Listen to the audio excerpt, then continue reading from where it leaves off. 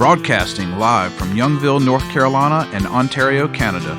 This is Got Mead Live, a weekly show where Vicky Rowe and AJ Aramutz bring you the mead news, meadery info, and mead-making discussions from all over, talking with mead makers, mead owners, industry mavens, and influencers.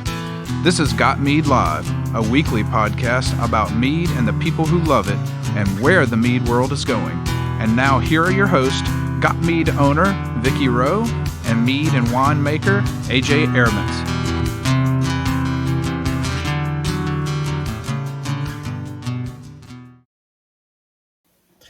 From the den of the puppies of the apocalypse in northern Michigan, the Bunny Pen in Ottawa, Canada, and the palatial retirement estate now sporting a brand new building in Minnesota, it is Got Mead Live. Welcome to the show. I want to thank all the friends who've renewed, all the folks who've renewed or signed up for a Got Mead patron membership in the last, month since we weren't able to do the last show. You are appreciated. That's how I had to pay for the things that they asked me to pay for. And I can't seem to get them to give it to me for free. So here we are. So if you're not a patron member, we hope you'll consider it. It's only $30 a year, about 50 cents a week. Get you access to the patron boards on Got Mead Forum, patron Facebook group. And there's a whole lot of really good mead recipes and really smart people in there that know their stuff. So it's a great place to learn. And if you want to become a part of the Got Mead community, you can go to gotmead.com/community. That is our forum. Sign up for free. If you're already signed up, you're good. And if you want to become a patron, you can upgrade from where you're signed in. So we're good. Oh, great. We're going to be hearing all these notification sounds tonight because my mic is screwed up. That kind of day. Just long way. Hey, at least it's not Skype. It could be worse. So if you want to catch us live, you can find us on YouTube, Twitch, X, Facebook, on the Got Mead page, and on Instagram if it's working properly. We do have chat as part of our podcast, but we have a Discord server. So just look for the Got Mead Discord server, and there's a Got Mead Live channel on there. And find us on the web at Facebook, facebook.com/gotmead. That's the page, facebook.com/groups/gotmead. That is our main group. We do ask a couple of questions, keeps the spammers out. So just answer the questions. We'll get you right on in there. And on X, we are Real Got Mead. Feel free to tweet us. I may or may not catch it because I'm down to one screen tonight, so everything's squished. And if you want to send us comments, questions, people that we need to have on the show, anything like that, then go to gotmead.com, put your mouse over, but do not click Got Mead Radio Show. Take the drop down, and that'll take you to a form, which lets you send information to all three of us. So it's all good. Tonight we've got Rob Barnhart and Bill Bellair, both Michigan guys. Yay, Michigan! And hey, I'm glad to be back in my home state. What can I say? These guys are both home mead makers, so we're going to have a lot of fun talking shop tonight and just getting into mead making. So we'll see where it goes because we never know. You know how these things. I want to make a shout out to our wonderful sponsors, Honeybrook Craft Mead. You got to discover Honeybrook Craft Mead. They have 2 Colorado locations to serve you. You can visit the original Castle Rock tasting room and production facility or their brand new Littleton Mead Cottage and Garden. Choose from their 20 taps of wonderful, light, and refreshing mead. Find them using your favorite map app or visit HONNIBrook.com. That's HONNIBrook.com. All right, so let's get to the drinking. What you guys drinking? All right, well, I'll start. I have Livid. Ooh. It's a lemon mead. I love these kind of names. I really do. It's fun. Some of them I come up with. Yeah, it's one of the fun things people can do with their meads. This is a lemon mead made by Fitzgibbon Meadery in Elwood City, Pennsylvania. The honey comes through first with some green tea and floral aromas, and then a little lemon zest gives it a bit of a lilt. Body is full with medium sweetness and tart lemon, with lemon zest and some bitterness in the mid palate. The finish is long, sweet, and has some lingering minerality that cleans up the sweetness and invites another sip. It's really quite a nice mead. I've got the rest of the buckwheat cherry that Tracy sent me. And let me tell you, sitting around for what's it been, 4 weeks now? With Yeah. just the bottle cap jam back on, has not heard it at all. Mhm. And I'm drinking a #Dragons Are Real from Bee Nectar. It's a cherry chipotle mead aged in a dragon's milk barrel, and it's about 10 years old and tasting absolutely wonderful.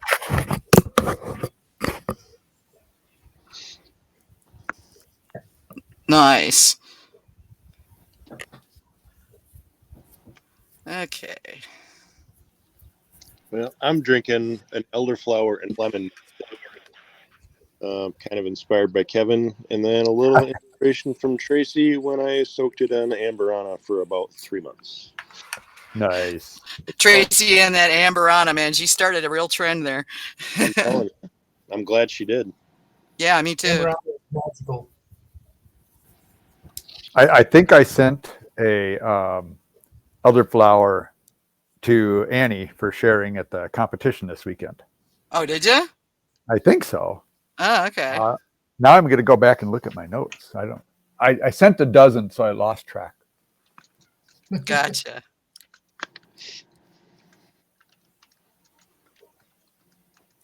Okay, so that leaves me, and I actually just got my screens back, so trying. I'm juggling that and everything, and trying to go, you know. So I did a fridge rescue. So it was one that I'd started and had put in the fridge because I hadn't finished it, and it's Brimminghorn Golden Apple Butter Mead. This comes in a really cool stone bottle, which I save every time I get one of these because they're just really cool. But you guys know Brimminghorn. There's nothing that they do that isn't good. So it's an easy one. But this is a high ABV mead. This comes in at 15 to 17%. And apple juice, cane sugar, cloves, honey, obviously, cinnamon, and nutmeg. And the nose is dark apple, some caramely notes, a little bit of oxidation because it's been sitting in the fridge. And real silky texture. And I'm thinking the cane sugar probably brings something to that. Got some nice sweet apple caramel, touch of oxidation, a little bit of leather and chocolate in there. Just a really nice mead, perfect for fall. And until somebody comes up with a pumpkin spice mead, it's one of my go-tos for fall. So if you guys want to get some out there, it's brimminghorn.com. You can't really go wrong with anything they do. You really can't. No, it's just, I mean, John is just a wizard with this stuff. So it's just, Yeah, he sure knows his stuff. yeah, he really does. But yeah, I found that and I was like, we got to finish this up. Don't want to waste it. You know, I think that the silkiness that you're talking about in that mead, and others too, of course, you run into that occasionally.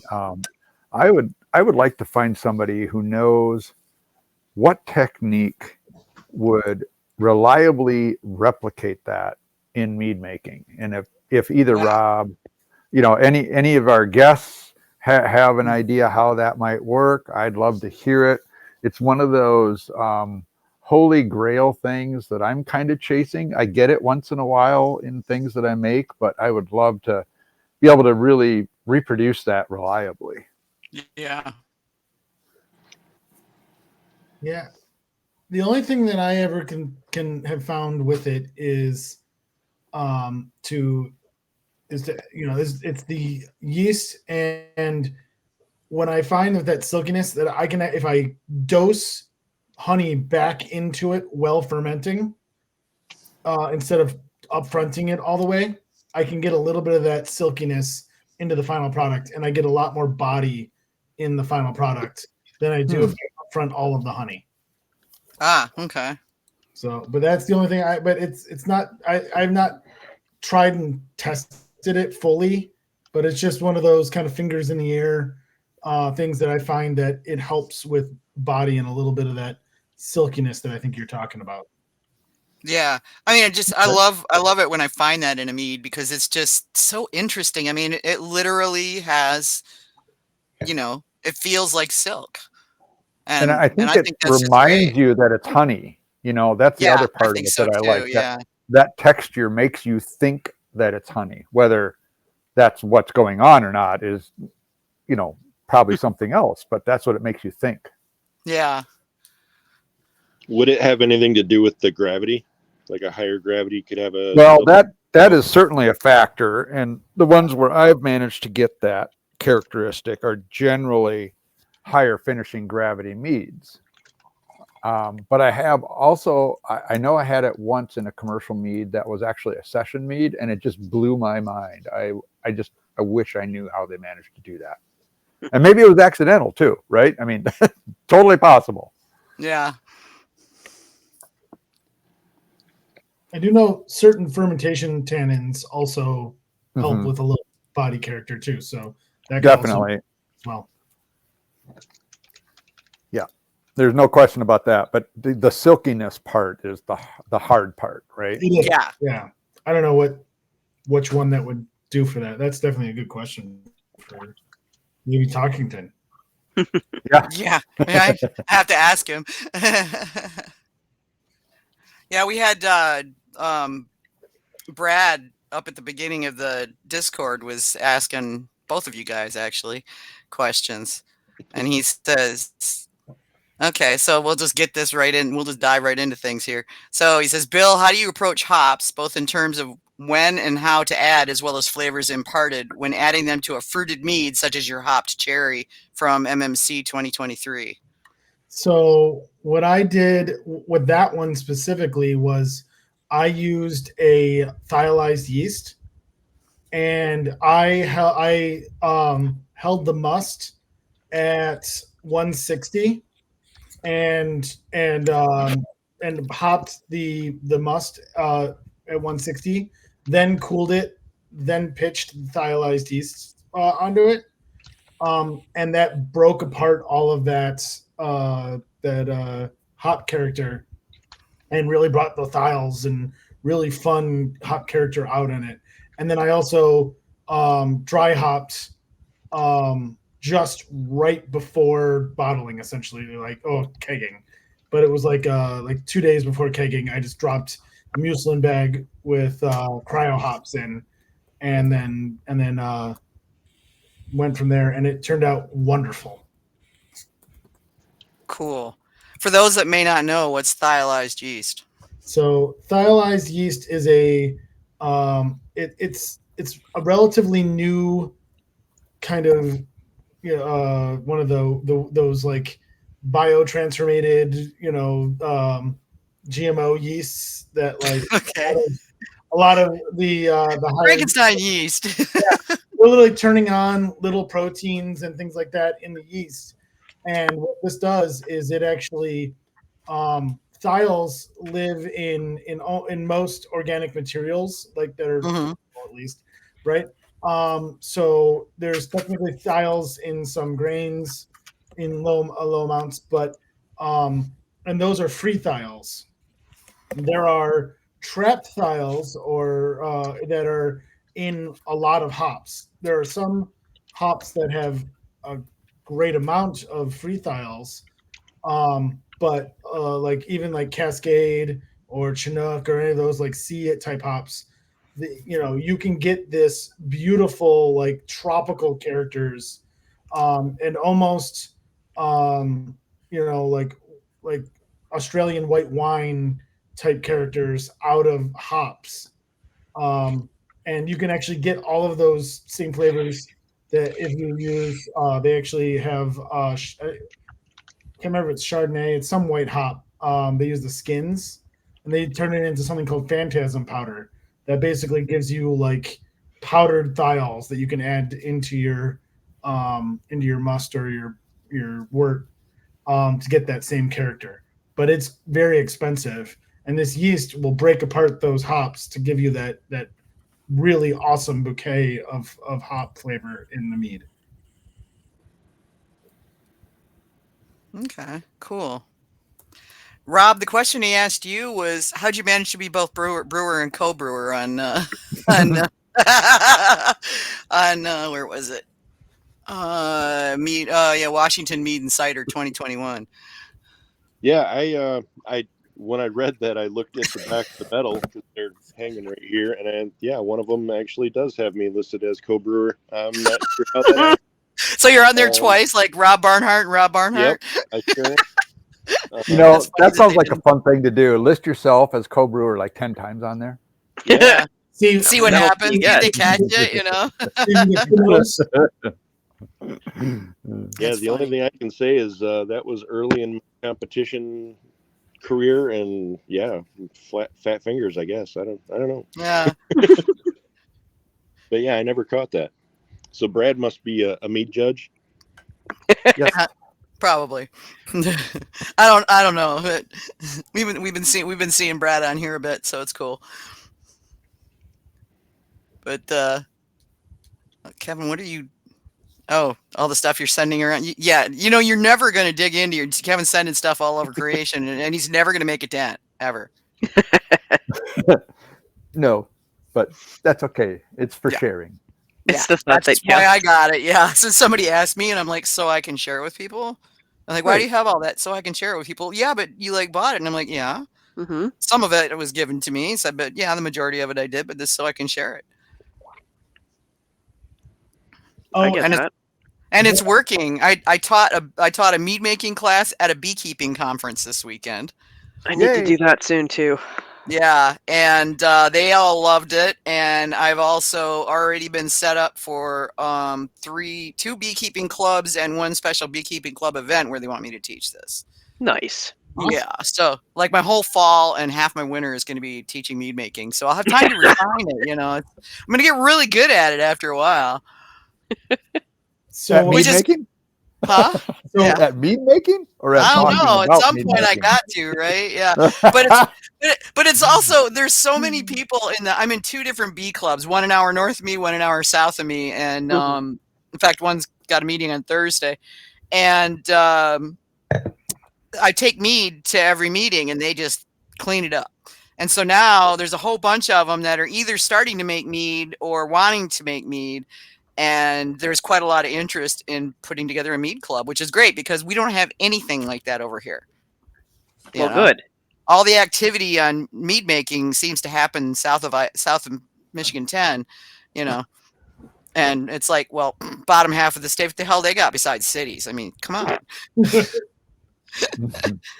Literally, where there's like Alpena and Traverse City are like the only cities of any size, and they're not really of a big size. They're just big enough to be cities. Gaylord in the middle, but there's really not much there. I was gonna say Gaylord. I don't know if Gaylord counts as a city anymore than Manistee does. They say it's city of Manistee. It's more like really large village, Yeah, I think Rob and Barry are the only northern real contingents in the MMC group. So Yeah, Barry's an hour and a half south of me. Yeah, He comes up and helps me with getting stuff done up here quite a bit. I believe it was Barry I ran into up in the Upper Peninsula when I was up there. It was.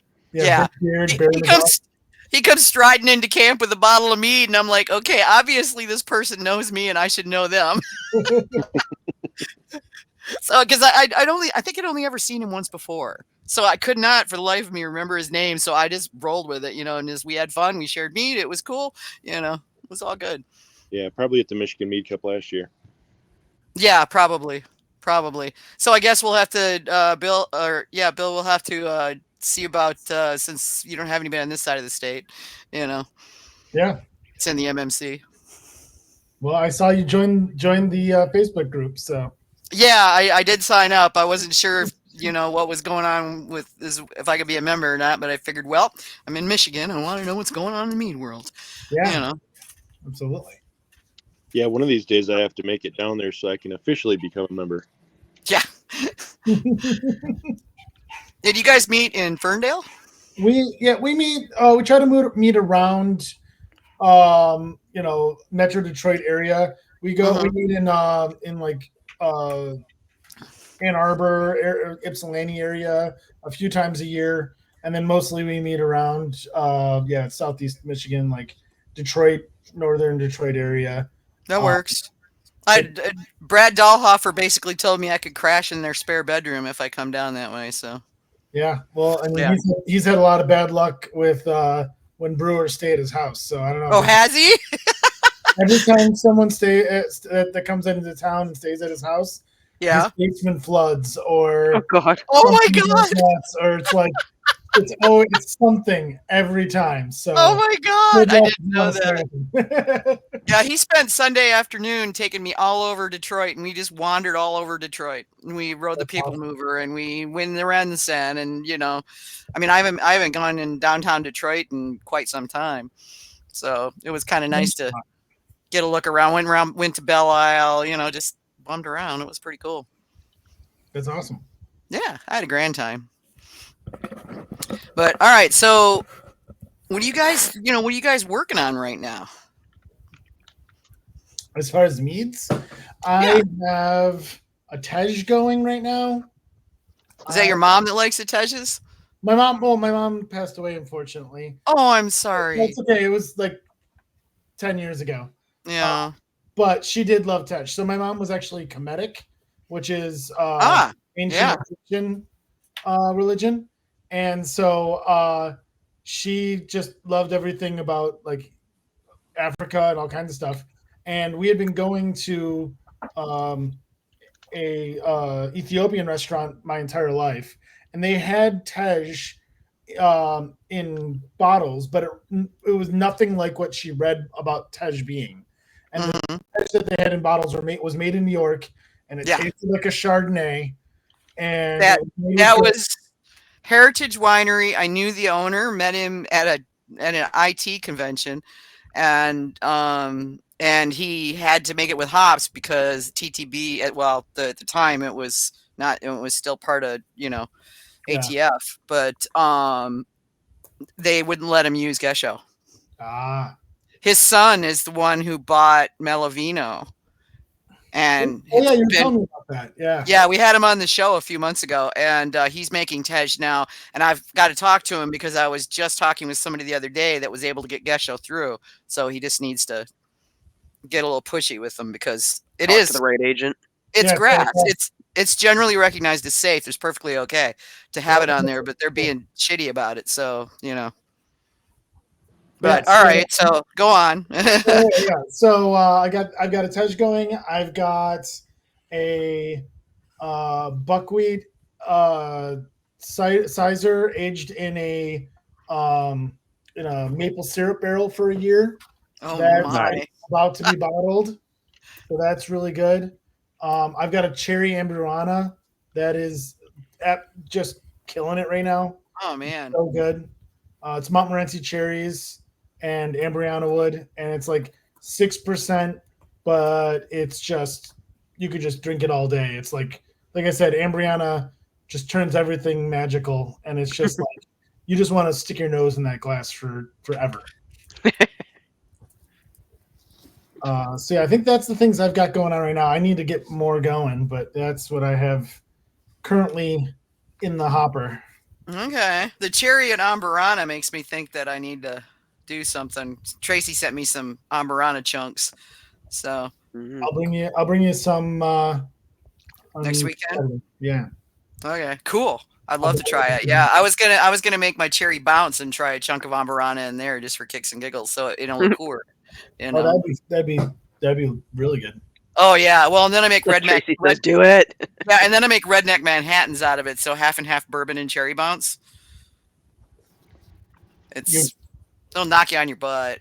Making salivate over here. I know, right? I got to check and see if I think I still got one more bottle left. It goes pretty fast because everybody loves it. But I think I've got one more bottle left, and if I do, I will bring it down. If not, I'll make more, and the next time I see you, I'll see you get some. But one way or another, I've been thinking I need to go for it, but it takes a month because you got to set the cherries in the rum and let them do their thing. I know that salsa looked pretty good you were making too. So. Oh God, that turned out so good.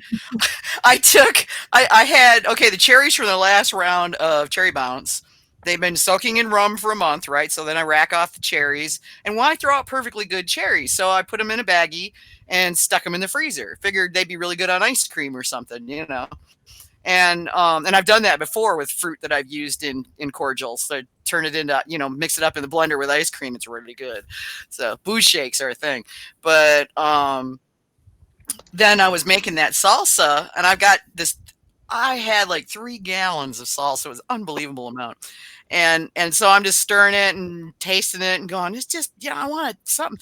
Wait, I have cherries out there. So I went and grabbed those and chopped up a bunch of them and tossed them in there. And so it's like, it's a cherry salsa now, but not too cherry. Doesn't sound horrible at all. No, I'll bring some down. It turned out pretty good. So yeah, I've been canning like a fool for the last couple of weeks, and I haven't even started on my crab apples yet. I got to get those canned, and I think I'll make another crab apple cordial too. Try making some crab apple sauce. It's amazing. Yeah. Okay. Yeah. I used to take when I was done making crab apple jelly, I'd run the rest through the sieve, and it makes the most beautiful tart applesauce. Nice. Yeah, that sounds pretty good. Yeah, it does. Yeah. I wish I had time for apples this year. Yeah, I'm gonna say Seems to be a pretty good year. the Evercrisps are starting to come in, and they're eating apples. I mean, although Evercrisp cider is really nice too, but I got some from the local farm store last year and blew me away. And they call them Evercrisp because these apples keep for just about ever. Well, Honeycrisp and Pippins, I think, are also pretty good for staying crunchy and long term. They are, yeah. And the Evercrisp blow the Honeycrisps and the Pippins right out of the water. I was stunned. I didn't know. I had tried one and the flavor it just blew me out of the water. I love those apples. And I'm probably going to see if I can get some more of the juice and do a sizer with it because I want to see how it'll be. Because the flavor on those apples just blows me away every time. I love them. There are so many cool apple varietals. I mean, it's just insane how many there are. One of the guys that we buy grapes from Washington State with, there's a whole bunch of us that do this together. Right. Turns out he has an orchard at his house, and I was down there this past weekend, and he's got like 30 different varietal apples. I mean, it's crazy and wonderful, right? And so he's got chestnut crab on one of the trees, and I had my first opportunity to eat one plain. I've had the juice before, but just to eat one plain, and wow, the flavor in those things. They're real small, but man, they're just packed with flavor. I would love to make a cider with nothing but chestnut crab. It's so interesting. It's a little nutty, and it's got some nice sharp acidity and almost like a vanilla character in the flesh. It's nice. Really complex. It's really cool. Very cool. I'll have to look into that. The crabs I've got are that and all my apple trees are volunteers from the birds. Sure. Where my house was a horse pasture. When Dad built the place, there were no trees. And now he planted a bunch. So he planted like a bunch of willows and some pines and, some maples and stuff like that. But some birch and whatnot. But the apple trees all happened all on their own. So yeah. Oh, the apple trees I used to pick were feral. Yeah, these are all in the hedgerows at the They're farm. They're super gnarly looking, know. I mean, they'd be scary on a dark night kind of thing. And they produce like all get out, despite the fact that they haven't been pruned in 20 years. Yeah. No, they're getting to where the apples are kind of crab looking and kind of gunky. And yeah, it's time to do some serious pruning. And I don't know if that'll bring them back, but I figure I'll try. But I'm gonna be planting probably about 15 to 20 fruit trees next spring. Nice. That's the hope and the plan. We'll see how that all goes budget wise, but that's the hope and the plan. Well, I learned a lot about apples this year. My trees are doing well. And good. I'm pretty happy about that. So, yeah. Thin. Yeah. So that Rob, is the key. What are you up to? Been making mead? Yeah, we've done 4 batches this year. Right now, I just finished up. I got a 7-gallon batch of a raspberry blossom trad. That finished out right at 1048, which is a little higher than I want, but yeah, I'm not complaining. We're gonna age that on some American oak and then let that sit for a nice little 3-year nap, and then visit those later. Why are you planning on aging it 3 years? Just for what? Well, I did a little experiment a couple of years, well, 3 years ago. Okay. A raspberry blossom trad. I aged some on American oak, some on French oak, and some on Hungarian. See what I liked the best. At the time, I really liked the Hungarian and the French. Didn't like the American. And a couple months ago, Barry and I were down here, and we dug out those 3 bottles, and opened them up, and that American oak is amazing. Wow. So it's been. They sat on the oak for 3 years? No, they only sat on the oak for about a month or so. But the bottles, the sealed bottles, have been sitting down here for 3 years. So, yeah, that was kind of a mistake that is turning out really good. So we're going to let that go for another one. I got a sizer that just finished up, and that one went dry. So we're going to back sweeten a little bit. I did that with mesquite honey. And going to back sweeten with a little more mesquite honey and a little bit more cider, and then age it on dried cranberries, and kind of see what we can do for like a Christmas type mead. Okay. And because it's cider season, the place that I get my cider from, I'll be getting like probably 15 gallons of cider next week, and doing a bigger batch of sizer. So that'll be the big sizer batch, where this is just playing around, just trying to do something for Christmas. Yeah. We did an aronia berry that turned out amazingly. I did an aronia berry years ago that was so tannic and so bitter you couldn't drink it.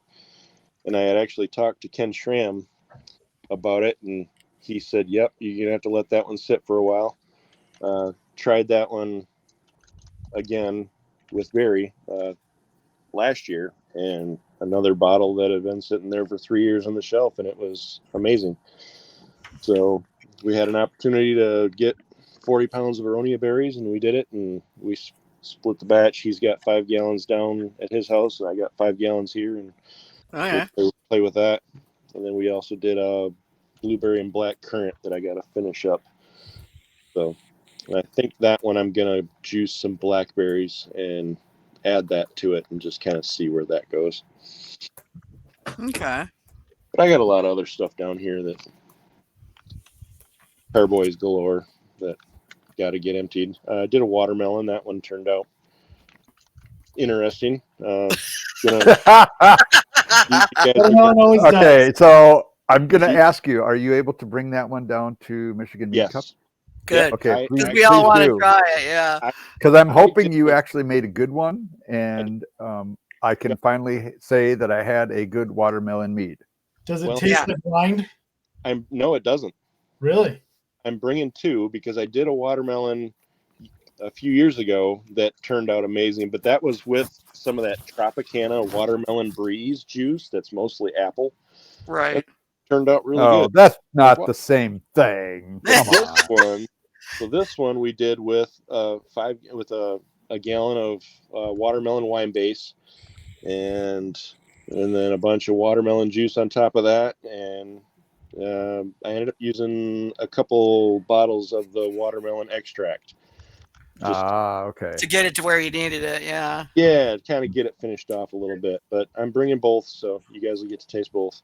I will say, when I was just in Sweden with Brad and Carrie Dolhofer, and last year they did a collaboration with Melmo Brewing where it was a no water watermelon mead, and it was a year old and tasted wonderful and tasted like watermelon, and it was a dry mead, which this actually turned out like it tasted like just it was, I'd say more like off dry. They called it dry, but more like off dry, but it tasted like watermelon, and I think it was watermelon and some spice. I can't remember if it was cardamom or something like that they added to it, but it was absolutely delicious. I drank a bunch of it while I was there. While I was there. So. Interesting. And as an off dry, I wouldn't think that would work. So that's impressive.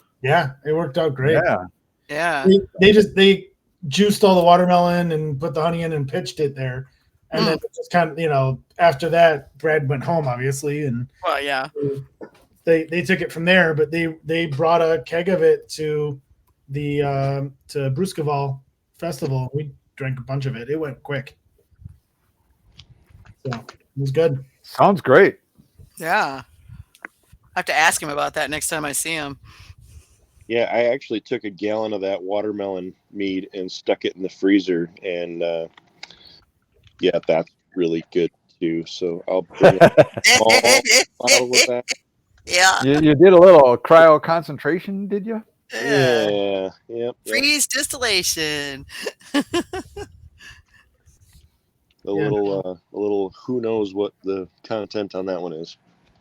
Mm. I will say everything else I've ever had from a watermelon mead has been very varying levels of mediocre. Oh yeah, rapidly descending into, oh my God, this is terrible. Yeah.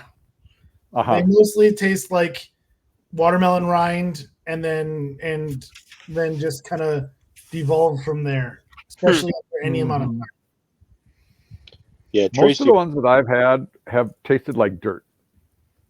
I think that's probably where memories of mine's dirt going. from being a child, Yeah. Yeah, watermelon's supposed to taste like bright summer. Right, Not right. dirt. Refreshing, fruity. Yeah. Yeah. Tracy says it tastes like feet. Yeah, I mean, Yeah. it smells kind of like feet. I mean, it's so hard to do. And when somebody gets it right, I want to have it. I really do. Because there's so few that are good. Rob, I'm hoping it's great, and if it's not, I hope you won't be offended. Oh, I won't. I won't.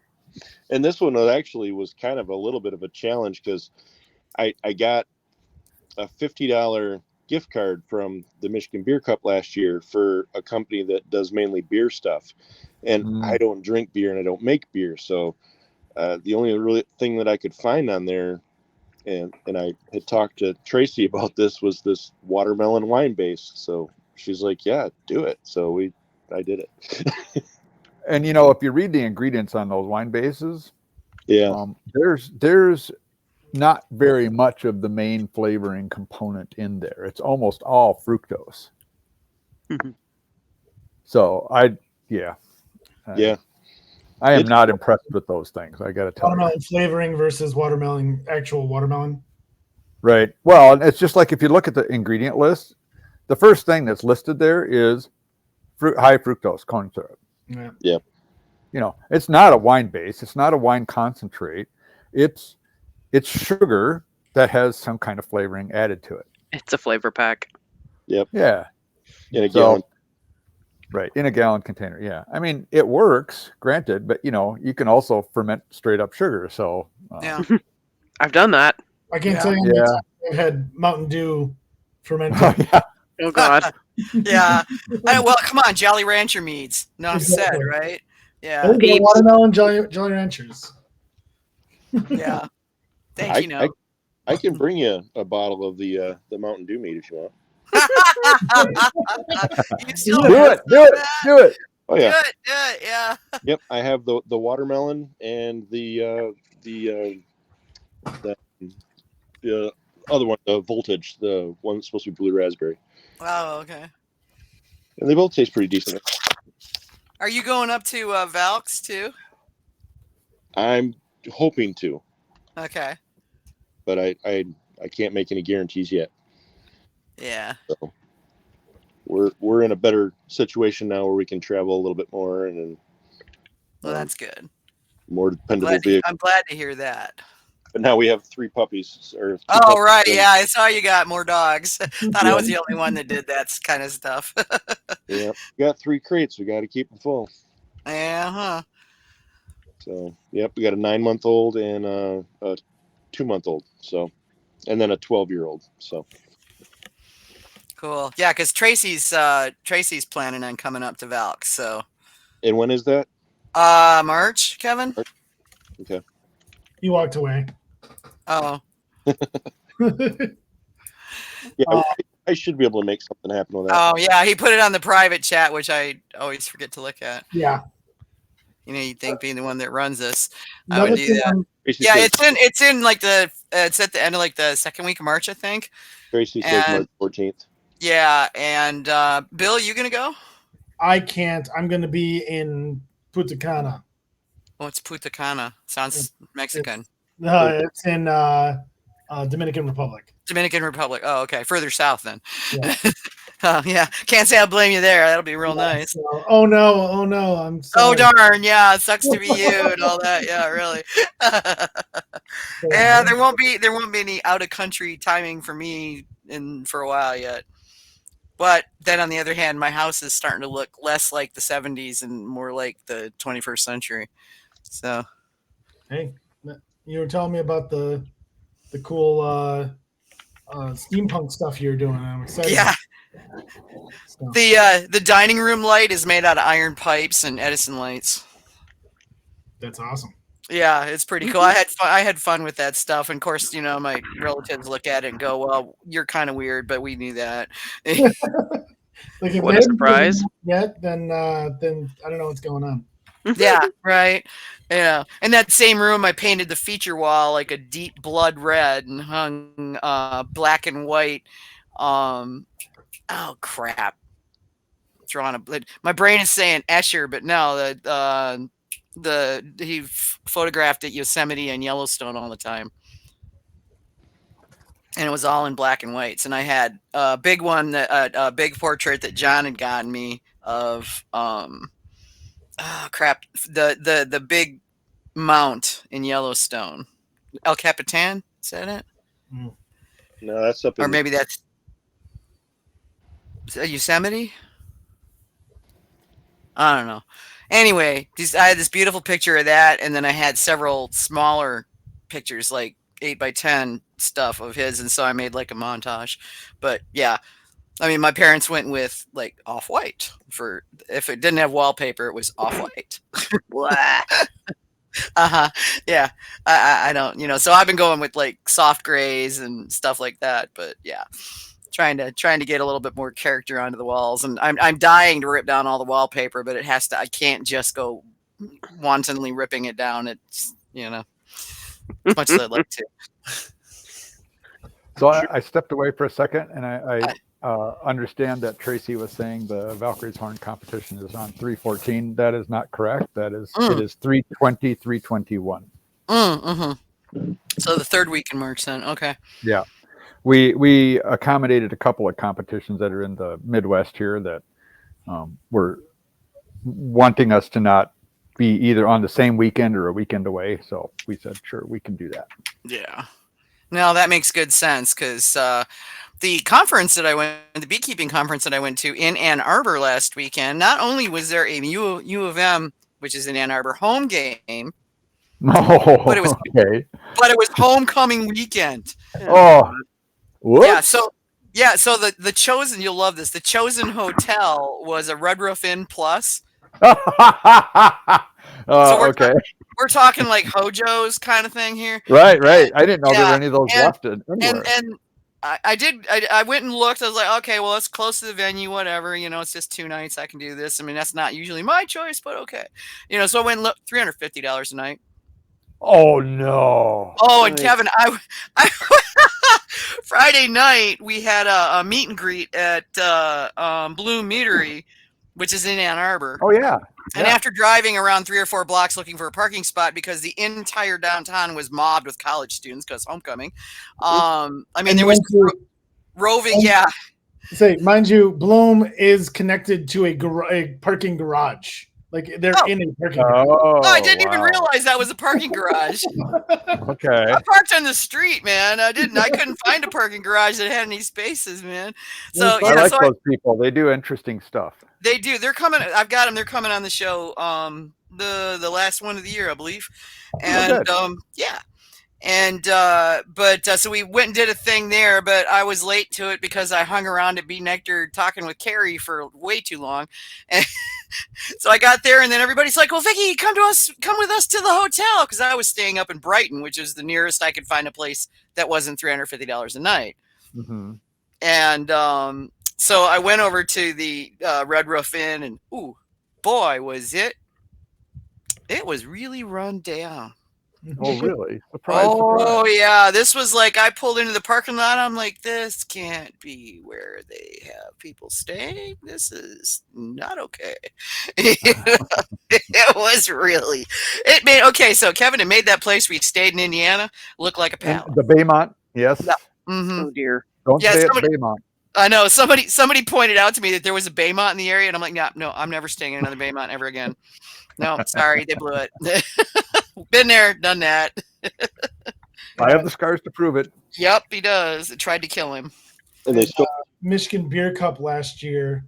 We all there's like 3 hotels they said were like right by it, so we all picked the random ones. And we went to the first one. We're like walked in. And we're like, nope. We told them to give our money back, and we went to the one next door because it looked a lot better. But Gail and Sandy stayed there. Oh, And they said it was the worst hotel they've ever been in. And Oh, it was no. like it was like I don't know how they stayed. They said that the rooms just reeked like cigarettes, oh man. and it was just like. And if you know Sandy Cochran, she is a smell like any aromas get to her if they're anything off, and even like cups smell bad to her, and she gets upset about them. This place must have drove her batty. Oh yeah. Yeah, I can't imagine. I imagine she was not amused. and Sandy generally isn't quiet about that when she isn't. No, No. She's quite vocal about when she doesn't like something. So yeah, She I is a strong personality. she has a very strong personality. Indeed, she does. Yeah, but yeah, well, the Baymont was wild. I mean, Rob sat on the edge of the bed, and the entire bed flipped up, and tried to kill him. Well, admittedly, Rob is a big guy, but Well, yeah. that shouldn't happen. That shouldn't happen. And the spear that was coming out of the bed that I had, Mhm. yeah, just bad. Anyway, let's move on. You Yeah, know let's what? your topic. I'm Talk starting to about think, mead like, and not crappy hotels. Airbnbs are starting to look really attractive for some of these kinds of things, to be honest. I generally have friends in the area. Most of the places I go, so or I'm going with a bunch of friends, and then we all just share. So Mhm. Yeah, you should have pinged Annie or something. She's always got an extra bed.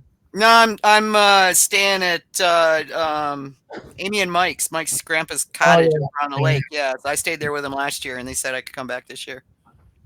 Yeah, actually, I was talking with Mike. He's like, "Is she actually staying with us?" I'm like, "She said she was," and he's like, "I better make sure I have the door open for her then." Like, Yeah, because they got something going on Friday afternoon, and they aren't going to be back until later. And Amy said, "I'll just leave the door unlocked, so just go on in." So I got to remember to text her and get the address because I don't believe I wrote it down. So, I mean, I know generally where it is, but yeah, it's like back in the woods on a lake. I'll never find lake it. and Pataning. Yeah, you gotta get your Yeah. way in. But yeah, they'll find me sitting on a veranda with a glass.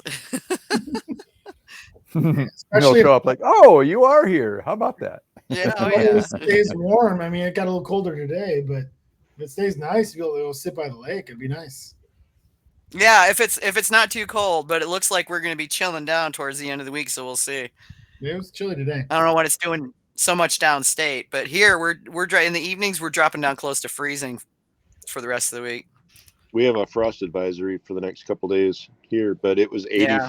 yesterday and 84 the day before. Yeah, I know, right? Yep, It's like, it's so 85 different. yesterday. We're going to be down to about 28 tonight. Mm. Yeah, it was 86 yesterday, and we've got I think down to what's 2 degrees Celsius, like just above 30 Yeah. Yeah. tomorrow night. 36. My wife and I went to a restaurant for lunch yesterday, and it was 64 degrees when we walked in, and a storm hit, and it rained, and we came out, and it was 42. Oh yeah. Yeah. It's crazy how it does that. I was out in Traverse when the storm hit yesterday, and yeah, it was like 75 when I walked into the store, and when I walked out of the store, it was 50. So yeah. So you guys Bill, got winter meads? Sorry, go ahead, Is Kevin. there a favorite style of mead that you like to make? Favorite space to play in? I tend to like to go hydromels that I can put on tap, mostly because I hate bottling. So good reason.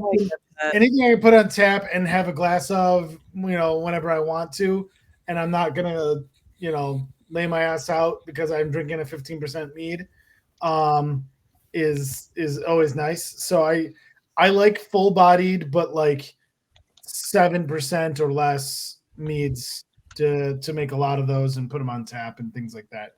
I do make show meads a couple times, 3, 4, 5 times a year for competitions and for things like that. But my normal tends to be, the 5-6% mead, tends to usually have some fruit or spice in them.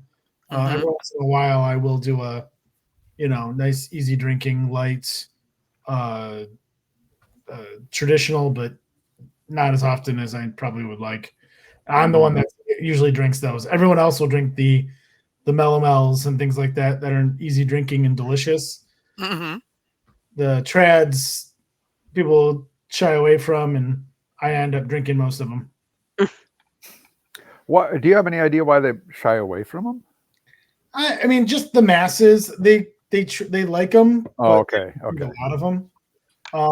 Just in my fans group, they like meads, but I don't know that they're gonna drink a bunch of just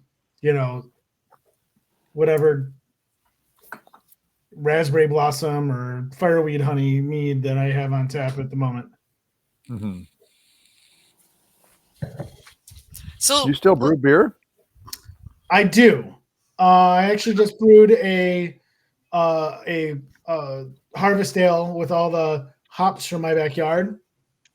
I end up with this year. I think I ended up with 18 pounds of hops. Good so grief. Many of those went to Cadillac Straits, and they make a beer that just went on tap today called Local Flora. And then cool. That's awesome. And those would be wet hops, I suppose, right? Otherwise, because if you made 18 pounds of dried hops, it's like holy. That's wow. crazy. Yeah. So you think about that's usually about a fifth of that would be the dried weight. But and those hops are actually a fun story. So that would have been about 11 years ago now. I was at a Teach Your Neighbor to Brew Day at Cap and Cork in Macomb Township. And a guy came up and was just talking with me about brewing, and I was explaining stuff to him. And he was talking about hops that he's growing that he had found in a field by his house in northern Macomb County. And that they've been growing there for 30 years that he's been living there. And they look pretty established when he found them, but he transported them, those to his yard. But that if I was interested, he could tell me where they are in this field. And I was like, that sounds fun. So I went out there. I called him up. I went out there, and we went into this field. And sure enough, there's just hops growing in this field all across the field and up like a pole and things like that. And I'm like, we followed a nice big vine and dug up what looked like a 25-pound, probably 2 foot by 1.5 foot, like turnip. Good Lord. And so it's very well established. Brought it to my sister's house because at that time I was renting my sister's basement, and it went crazy there. And then when I moved out, I dug it up, moved it to my house, and it went crazy here. So it's still growing like crazy at my sister's house, even after I dug it up, because it created problems everywhere. Those things will tunnel about 40 feet away. I find them all over my yard. Yeah. It's a weed, and it grows as high up into my sister's garage and stuff. But we have no idea what the hop is, because again, this means that it's looking at, that was 15 years ago, or so. And he said he'd been there 30 years at that point. So we're looking at 45 years ago, hops growing. Wow. I don't know anyone that was really growing hops 45 years ago. No, not really. And so there probably some heirloom hop that someone brought from somewhere. Who knows, right? So we've been growing them in my yard for years, and they have a very distinct, interesting, like lemon, like almost like lemongrass and mint character to them, very distinctly. So, Kunin's brewed with them a few times. Dragonmead brewed with them once, and Cadillacs. This is, I think, 5 years or 4 years of them brewing with it too, and it goes over really well. And so people take them and make harvest ales with them a lot. And I haven't brewed with them in a couple of years because I usually just give them all away. But this year I had some extra, so I actually brewed a harvest ale with them. So that's about ready to keg up pretty much any days now. So I just need to find some time. And then I just brewed a Belgian Dark Strong that I just kegged up. I brewed an old ale that I aged in that maple syrup barrel that had that mead in it. That turned out really well, and that's on tap currently.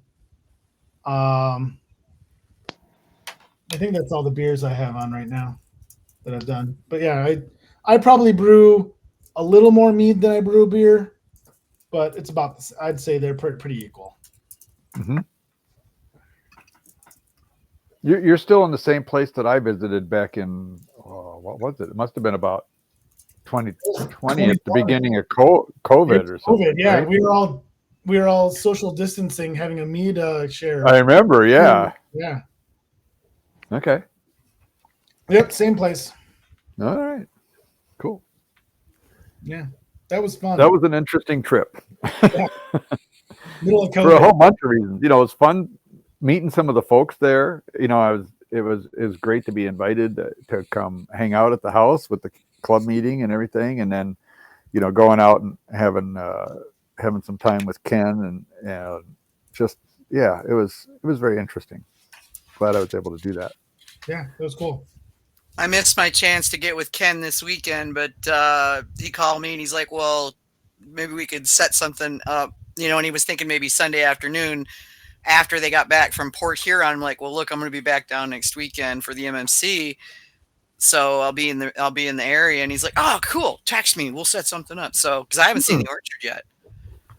Oh, really? No, yeah, I haven't been there yet. Yeah, I want to do that. So, and I told you got to see it before it's gone. Right. They just put up that beautiful pole barn. Oh, did he? Yeah, okay. That was late last year. They finished that. It's gorgeous. Nice. Big commercial kitchen, all kinds of stuff there. So awesome. Oh, I'm just getting sad now. Well, no, but don't be sad until there's a reason to be sad. There isn't. Oh, I guess. Yeah. Well, there is not a reason to be sad about this yet. Yeah, it's on the market, but that doesn't mean that they're gonna sell. If someone's interested, maybe. But I know Ellison's still trying to come up with a good business plan and good solution to keep it in the family. Yeah. Yeah, I've noticed they're not pushing nearly as hard as they were. I think they had some really good days. So I think they they pushed out some hey, we need help, and that brought in a lot of business. And then they dug into the vault. They released the vault. Yeah. And it brought a lot more stuff into it. So I think that's good. That honey hole will dry up eventually, obviously. Oh yeah. But I think that if they can keep up some momentum by doing some interesting things, that it might keep them afloat enough that they can get get an heir apparent to come in and help run the production side of things. Yeah.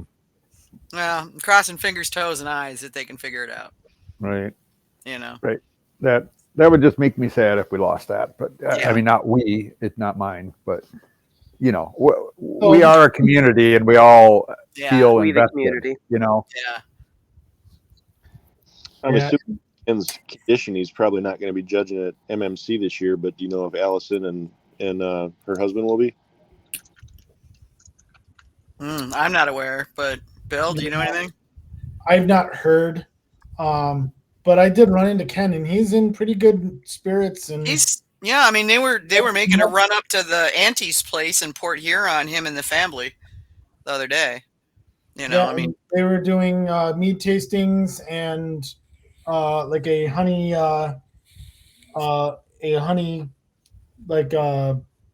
show, like honey keeping thing. And so I didn't get to go up there for that, but he was signing books and stuff.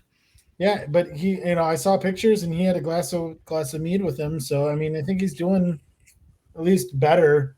I know that they put a defibrillator in, which is kind of more of that safeguard thing, which is good. But his doctor said that he can't just keep doing the hard labor that he's the heavy lifting stuff's got to stop. Oh yeah. Yeah, he's not, and he's older than I am, so there comes a point. I mean, shoot, my dad was like right up until he couldn't. I think this is the third scare, so I mean, it's getting more freaky. Yeah. Well, and that first one was a doozy too. So first one was a doozy. Quint, I mean, shoot, that's just nuts. Yeah, I think that's why Allison's stepping in so much and keeping him protected. Yep. Well, yeah, part of that, and partly because she's wanting to basically take the business when her dad retires, which I think is wonderful. You don't see that. I was asking Brad because his boys are now grown, which blew my mind because the last time I saw them, they were 3 feet tall. One was like a toddler and the other one was like 9. And now one's graduating. The other one just got his driver's permit. It's like, okie dokie then. Yep, I'm old. And Asher's working at the tap room. He's working at the tap room, right? But he wants to go to U of M for computer engineering. So, he's not necessarily going to get into the mead business with Dad. No, not necessarily. Yeah, but that's all right. I mean, Brad's like, oh, that's fine. Whatever. It's what it is. They do what they want to do. I mean, yeah, it's nice if they want to do that, but if they don't, they don't. And who knows? The younger one might get into it. So hard to say.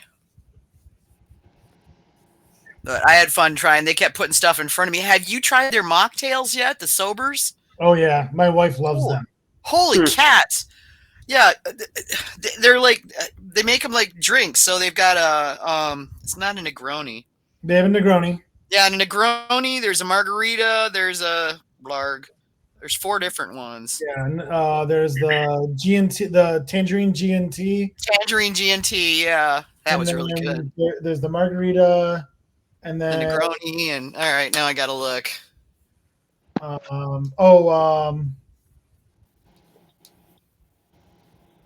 don't remember which one it is. There's one more though. They're all really good. Yeah, my wife absolutely loves them, and we go raid their low fills quite often. Yeah, he loaded me up. He loaded me up with a bunch of low fills and some other stuff, and sent me on my way. Yeah, always good to be friends with a local producer. Yeah, exactly. He's like, take them. I got nothing I can do with these things. Yeah, right. Well, that's very true. Yeah. So it's like, yeah, sure, why not? He was showing me he was taking me around the back because I hadn't been back there for quite some time. Oh, that canner is gorgeous. Oh man, that canner is like, it needs a movie. I mean, I'm looking at this thing going, I've never seen anything like this. So he walked me through the whole process, and I was like, holy crap. I take a whole pallet and feeds it in, and then it does all the things, and shoot. 2-story depalletizer. Uh-huh. Pretty crazy. Yeah, it was pretty crazy. But he was showing me all what he's done with PLCs, programmable logic controllers. Yeah, my husband is a PLC man, probably one of the last remaining PLC specialists in the country. because they've gotten into different things now. And so he's talking PLCs and ladder logic, and this is what my husband's been doing for 40 years. And I'm like, oh, I know that. I mean, I don't know that stuff, but I know about that stuff. Because that's what I hear my husband talking about every day, you know? And it's hilarious.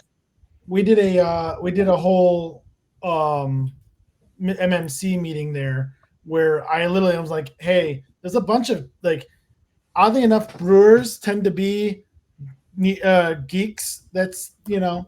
Yeah, the check ratio on home brewers and home mead makers is very high. It is. And so I was like, hey, can you just do a tour of, like, all these people have seen a meadery a million times. We've all been to a million meaderies or breweries or whatever. But your like technology in this stuff is super interesting. Can you walk through it with him? He's like, sure. So he got like super geeky, and we walked through, you know, all of the like little Arduinos he has everywhere, and like every, you know, his wastewater system is just amazing. And like it like literally takes in all of his wastewater and then automatically balances pH to it, and then puts it into a waiting tub, and then does secondary testings before it goes into the sewer and all kinds of stuff. Oh, yeah.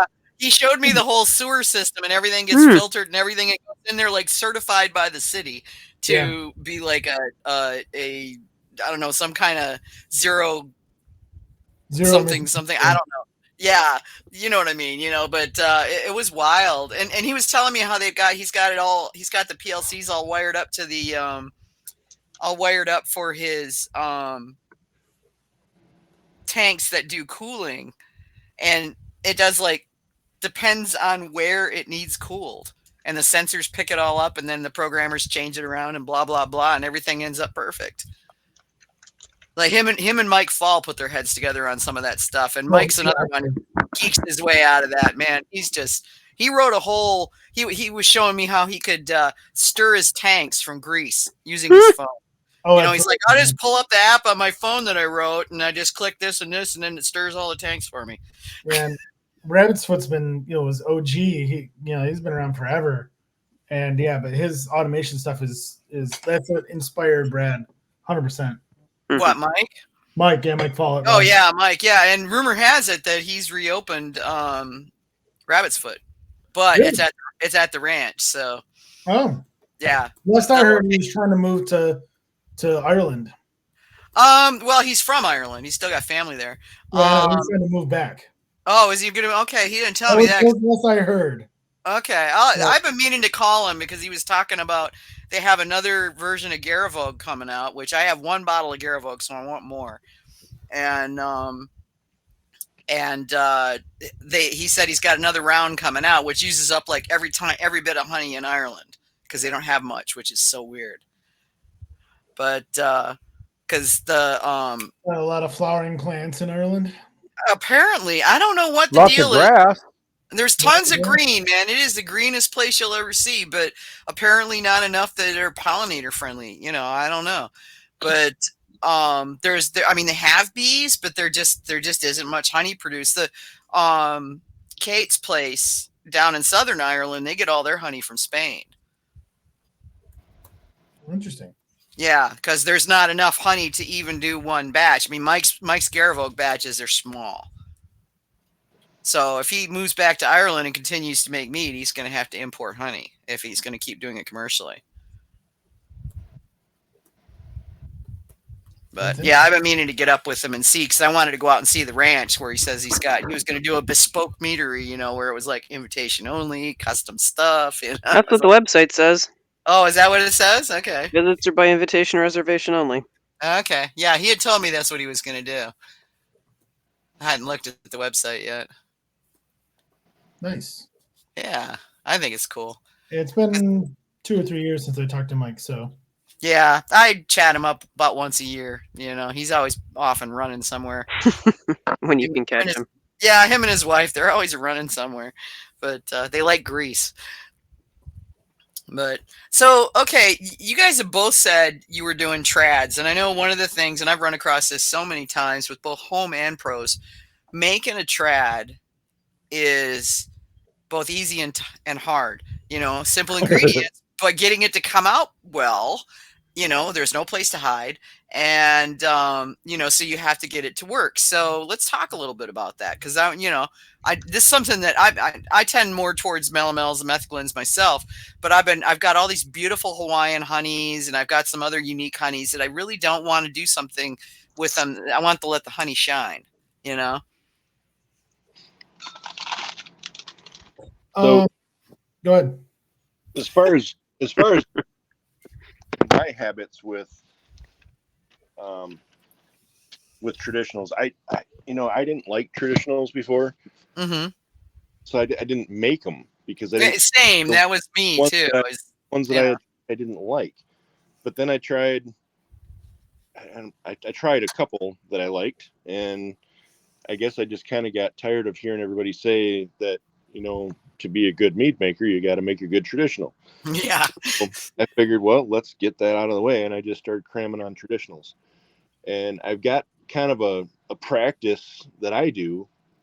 My gravity, I usually start between 1140 to 1160. That way, which is where you don't have to back sweeten it. Sometimes I'll go a little, if I want it drier. Some honeys, they taste pretty decent when they're dry, but a lot of them, to me, they don't. Yeah. But a lot of things, you got to have a good yeast. And Carvin told me to use DV10. Okay. And I tried it because I was trying just about everything under the sun. And Carvin told me to try DV10. I tried it, and I have not used another yeast for traditional since. DV10 to me that's it. I mean, that's where it's at. And do the good Tasna, keep your temperature good, keep stirring it, and it turns out. So okay. The thing that I find that is the game changer when it comes to traditionals is fermentation tannins. I like to use Scott's Blanc series, either the Sauv Blanc or the Bull Blanc, depending on what I'm doing. But those tend to just really balance out and bring out a lot of the flavors in the fermentation from the honey itself. I find that, and I'm a avid back sweetener. I back sweeten every mead I ever do. So I will ferment to dry and then back sweeten with that same honey or another honey, depending on what I'm trying to do. But that those fermentation tannins, again, along with Tosna and lots of nutrients, and I also like DV10, but I've also D47 I find works very well too, especially in the more like tropical type things. I tend to get a little bit more of that thing. I also have used Cotes de Blanc for traditionals, and that works pretty well as well. But then you can really get a lot of depth out of traditionals, where sometimes traditionals, if you're lacking in some of those underlying tannins, especially from the fermentation at the beginning part of it, lack some depth in what they actually in the flavor profile. And I found that using those fermentation tannins was a game changer when it came to trads. Okay. Now, are you oaking any of your trads? I mean, they're bringing your tannins back to the game, Yes, but those are post fermentation mostly. If I'm, once I use those, if I find that I want a different level of tannin character, I will oak. And if I know the honey well, I might back off on a little bit of fermentation tannins to add tannins in later with an oak or like a French oak. Or last one I did was a fireweed mead. I did, and I love fireweed. And I use cedar wood. Nice, and it worked out phenomenal. That's interesting. You got any of that left? I might have a few bottles. It went a lot of that went to competition. Okay. Well, if you've got any left, I'd love to try that because I don't think I've ever seen anybody work with cedar. That's interesting. Yeah, my homebrew club, we do a bunch of like fundraiser things, and we get a lot of stuff to use as prizes and things like that. Yeah. And one of the things is we end up getting just crazy amounts of the weird woods. Like we don't get oak, we get like cedar, and we get what was it, Maracaibo wood, or all kinds of different weird woods, and like in spirals. And so it's like, oh well, this sounds fun. That's neat. Yeah. So I just took like a quarter of a spiral and tossed it in the 3-gallon batch I did, and it like I said, it added a really cool, complex tannin character to it that I really liked. Nice. I was thinking I've got a bunch of the Hawaiian honeys from Sean. Yeah. And I mean, they're such beautiful honeys. I can't think to do I don't want to do anything but make them into trads. So so I was trying to every time I get these, I'm like, you can only make a trad with them. Right. I mean, they're so beautiful. They're so unique and interesting. I'm kicking myself that I don't have the honey money to get some of this one he's just been recently talking about that has all the beach honey is what I've been calling it, because I can't remember what it was. I've got a bag of coconut honey I still haven't used. I got to do something with. Yeah. Well, I've got a bunch of that, and then I've also got some really interesting dark southern Mexico honeys that I picked up when I was down in CDMX for the Copa Hidromel last year. And so I've got like 4-quart jars, so about a gallon of this dark, caramely, buttery. It's a beautiful honey. To do anything but a trad with it would be criminal, So I want to do it right. And I don't do a lot of trads. I mean, I've done a few, but it's just not where my interest lay. So I was working with, melomels and methaglins and methomels and, so forth and so on. And now I've got a buttload of peppers. So I guess I'll have to try capsicumels. My cousin in his salsa garden, and he didn't get to it. So he told me he turned me loose on it. I literally have like 3-gallon pails full of jalapenos the size of your hand. These things are ginormous. Well, just put them in with some fruit. Yeah. Oh yeah, absolutely. I'm gonna. That provides the balance that you need. Otherwise, it's just all pepper all the time. No, we don't want that. Yeah, I've been afraid to try capsicumels because crap. Just be gentle and careful with them. You can always add more. Yep. That's true. Rob just sort of picture, and it looked like it was a shelf collapse. It's really just a giant pile of Sean's honey bags. I was like, at first I was going to go, dude, I'm sorry. And then it's like, oh no, it's like 20 bags of Sean stuff just all piled up. Yep, I'm a fan. Yeah, you are. Yeah. Did you order any of the beach honey? I did. I hate you. I had 20 pounds in that pile somewhere, and I just got 20 more. So. Oh man, I would love to, but the honey money budget is like zeroed out. Everything's in the house right now. So, did you get any of it? I can bring you some. No, I don't have any honey money. Of course, I didn't get any. All right, I'll bring you some. I'd love to taste it though. Yeah, so that'd be cool. Thank you. No, I've got, and we just realized that because the basement is flooding again. What? Yeah, I know. It's like, God, we don't know where it's coming from.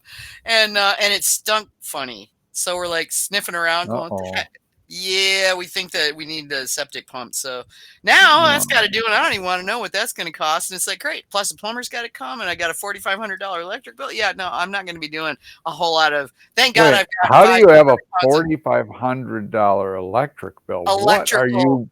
No, not electrical. The power box. Yeah. Oh, okay. Yeah, the power box is so out of date that if the insurance I company see. Okay. were to find When out. when you said electrical bill, no. I was No, thinking, no. oh my God, she added a weed hothouse or something. You know. Don't think I haven't thought about that, but I could just do it in the basement. I just have to tent off part of the basement, you know. Well, right, but then you got to have those grow lights on, and your I electric know, bill and that goes eats through the it up. roof, Yeah, and And the you can't electric have it floating company down sends it over to the feds, and the feds are like, Yeah. "Oh, this is kind of weird. Let's go." not check in on it." Michigan. It's legal here. Well, it might be legal in the state, but it's still illegal federally. Well, yeah, but I'm not going outside Michigan, so they can't get me. You're not No, doing it. It doesn't matter. Yeah, You I'm can- not It's doing legal it here exactly. too, so it's legal Yeah. here too. Yeah, You so- can actually grow it in your garden here. Yeah, I know you can. Well, it's like up to 6 Yeah. or 12 plants, something like that. Yeah, Minnesota just did a thing. You can have 5 plants you can grow, and my neighbor has some, and they stink to high Oh heaven. God, they stink. Yeah. There's I'm up working on this garage, and I got all this aroma coming contact from high? the neighbor's house. It's like, holy crap! I can't wait for them to harvest those buds. There's a pot farm that's about 2 miles from here, and it's like a commercial pot farm. So this is like 2 acres of pot, and I mean It smells it's like got dead like a skunk. 10-foot. Yeah, it does. And then when the wind blows, right, and this time Yeah. of year it comes out of the southeast, and it's southeast or southwest, and it's southwest of us. And it's like, I'll have the bedroom windows open, and I'll walk into the bedroom and go, "Holy crap!" It's overwhelming. But yeah, it's stinky. Definitely stinky. But All right, so Bill, you made a comment about adding fermentation tannins, and I'm curious, what dosage do you follow? So I use them a lot too, but there's a pretty huge range that is suggested by Scott Labs for use in wine, and of course, there's no tannin in honey, so it's always kind of hard to make a choice as far as like, okay, what range do I want to be in for this particular honey or for this combination of ingredients? It's really kind of a dart game, right? It is. So where do you land? Where do you land with that? I tend to aim for the lower middle range of their scale, and then from there I can always add more tannins later. I'm always fearful that it's going to be over tannic, and then I'm SOL. Yeah. Well, fermentation tannins though run a little different than post-fermentation tannins. They're a lot softer. They are, especially when you're using things like the soft tannin blanc ones. Okay. FT Blanc soft, you mean that one? Soft, yeah. Okay. And I like that one a lot.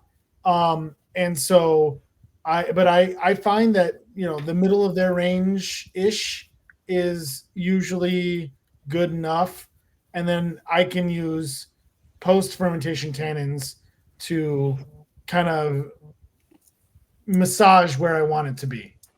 Okay.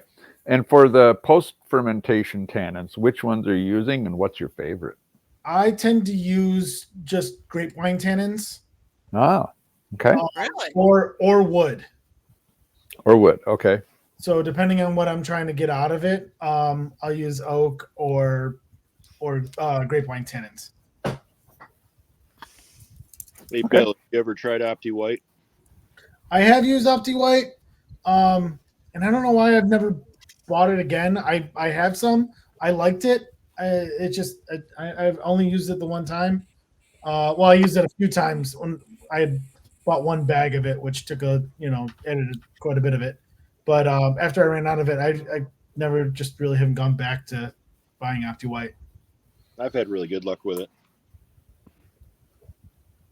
Opti White for trads and sizers, and then Opti Red for thing with the fruit. Yep. Yeah. That's where I land as well. That Opti White and Opti Red go into just about everything, depending on what I'm making. Yeah. Really? You're using it for everything?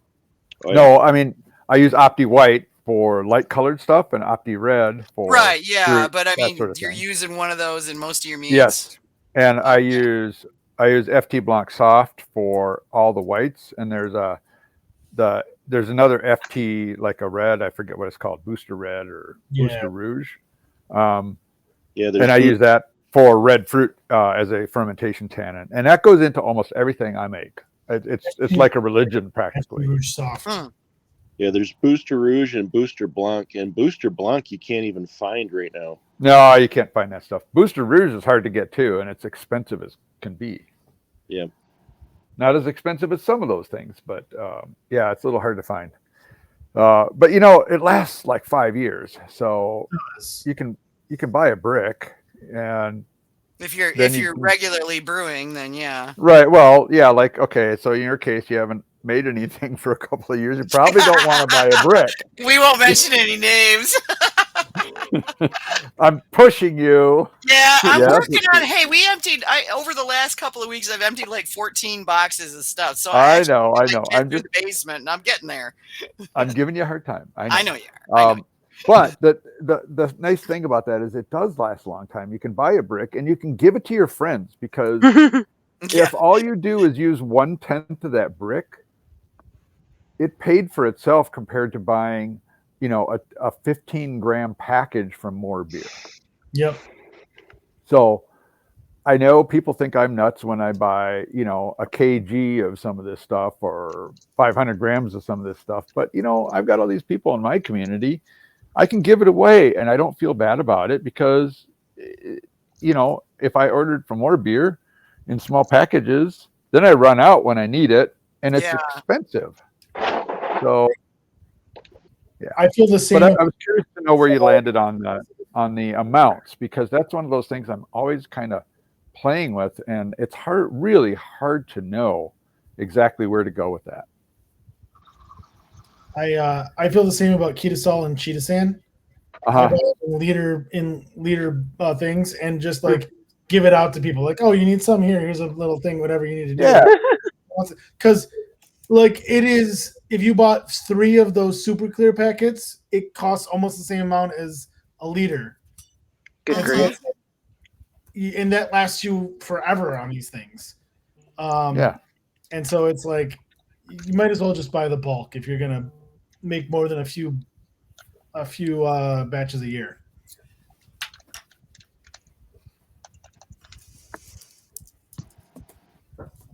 Tracy Sage needs to plan a mead making trip here. Agreed. Yeah, she's coming up for she's gonna fly in here for Valkyrie's Horn, and then we're gonna drive. Oh, you are? Yeah. Oh. And then on the way back, I want to take her to White Winter Winery, which is about an hour out of the way, but it's still kind of sort of on the way. Yeah. And yeah, so we're gonna do that, and then if she can stay a couple extra days, and we'll make some mead. Okay, cool. With any luck, John Hamilton will be back at the competition again this year too. Oh, that would be great. I'd love to see him. I mean, he's getting to be a regular. He is, yeah. Well, and the weird thing is that technically speaking, White Winter's on the market. Oh yeah, definitely. Yeah. He's wanted to retire. I mean, he's been at this a long time. Oh so yeah. He's getting a little tired, you know. So. I think I have a couple bottles of White Winter in the basement. Oh, I have. You know, that was the first commercial mead that I ever ordered shipped. And they didn't ship to North Carolina. So I would have it shipped to California. I'd buy a case and I'd have it shipped to California. It had 2 bottles of black mead in it. He makes a fantastic black mead. And my sister-in-law, who I was shipping it to, would open the box, take out the black mead, and then ship it to me. That was her tithe, and and then she'd ship the rest to me, and it was all good. So it worked out really good. And then Vino Shipper came along, and so now I can get their stuff. Well, and I'm in Michigan, so it's a lot easier. But they ship over here because they're just in Wisconsin. But Vino Shipper, of course, doesn't do Michigan unless you have special paperwork. So lovely. Yeah, Michigan sucks in that. Michigan's alcohol laws suck. Yeah, Michigan's alcohol laws are screwed up, man. That's something we need to. That's something, Bill. That's something we need to work on. Yeah, luckily I've got some friends in Ohio, so I end up shipping them to. Yeah. I'm not going to name names of a meadery, but I ship it to a meadery that they will keep it in the back for me, and I get down there and grab it from them. Yeah, well, yeah, that's what I may end up having to do is cultivate one of my friends who lives in Illinois or Indiana, and and then just have an excuse to just drive down there and get it. But yeah, it's annoying because I can't get Billy's stuff. Well, for you, yeah.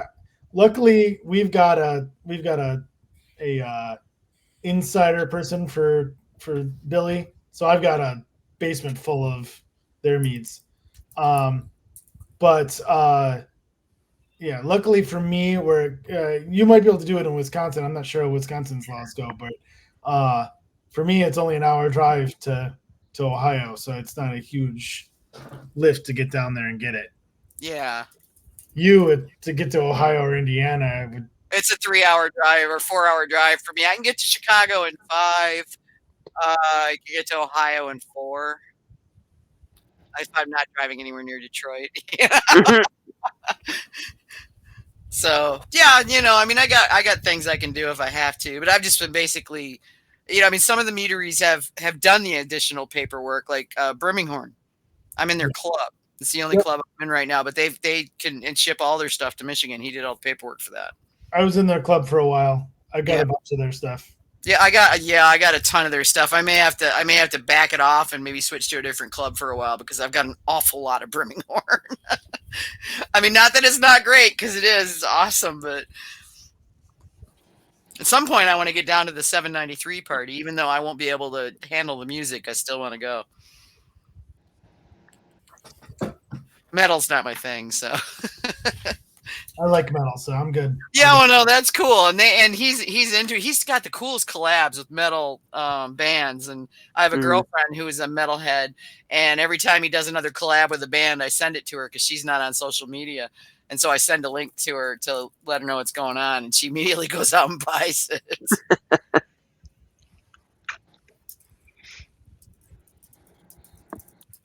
I'm like falling behind, and there's a lot of chat going on in the chat tonight. Oh yeah, we're just chatting. Lit it up. Yeah. So okay, so DV10 for trad seems to be popular. Yep, that's a big one for me. D47 for melomels? Or is it dark fruit versus not dark fruit? I use a lot of D21 for my dark fruits. Uh-huh. D254. 254. I've never used 254. Yeah, I don't think I have. You might want to look into that. It's great with red fruit. Really? 71B is great with red fruit, as is RC212. Yeah. RC212 is amazing, but it's also a whiny pants yeast. It is a whiny pants yeast, but it does work well if you worth it though. pay attention to it. Yeah. If you keep it around 70, it's awesome. Yeah. And feed and it a lot. It'll actually go to 85 comfortably, and it won't be all pissy about it either. I don't know. I find RC212 to be pretty versatile. Okay. I like it. It's just it's you got to stay on top of it. I've had to do some weird things, but they've always been fine once I paid attention to them. I use Sensi a lot myself. I like that yeast. Sensi, SENSY. Uh-huh.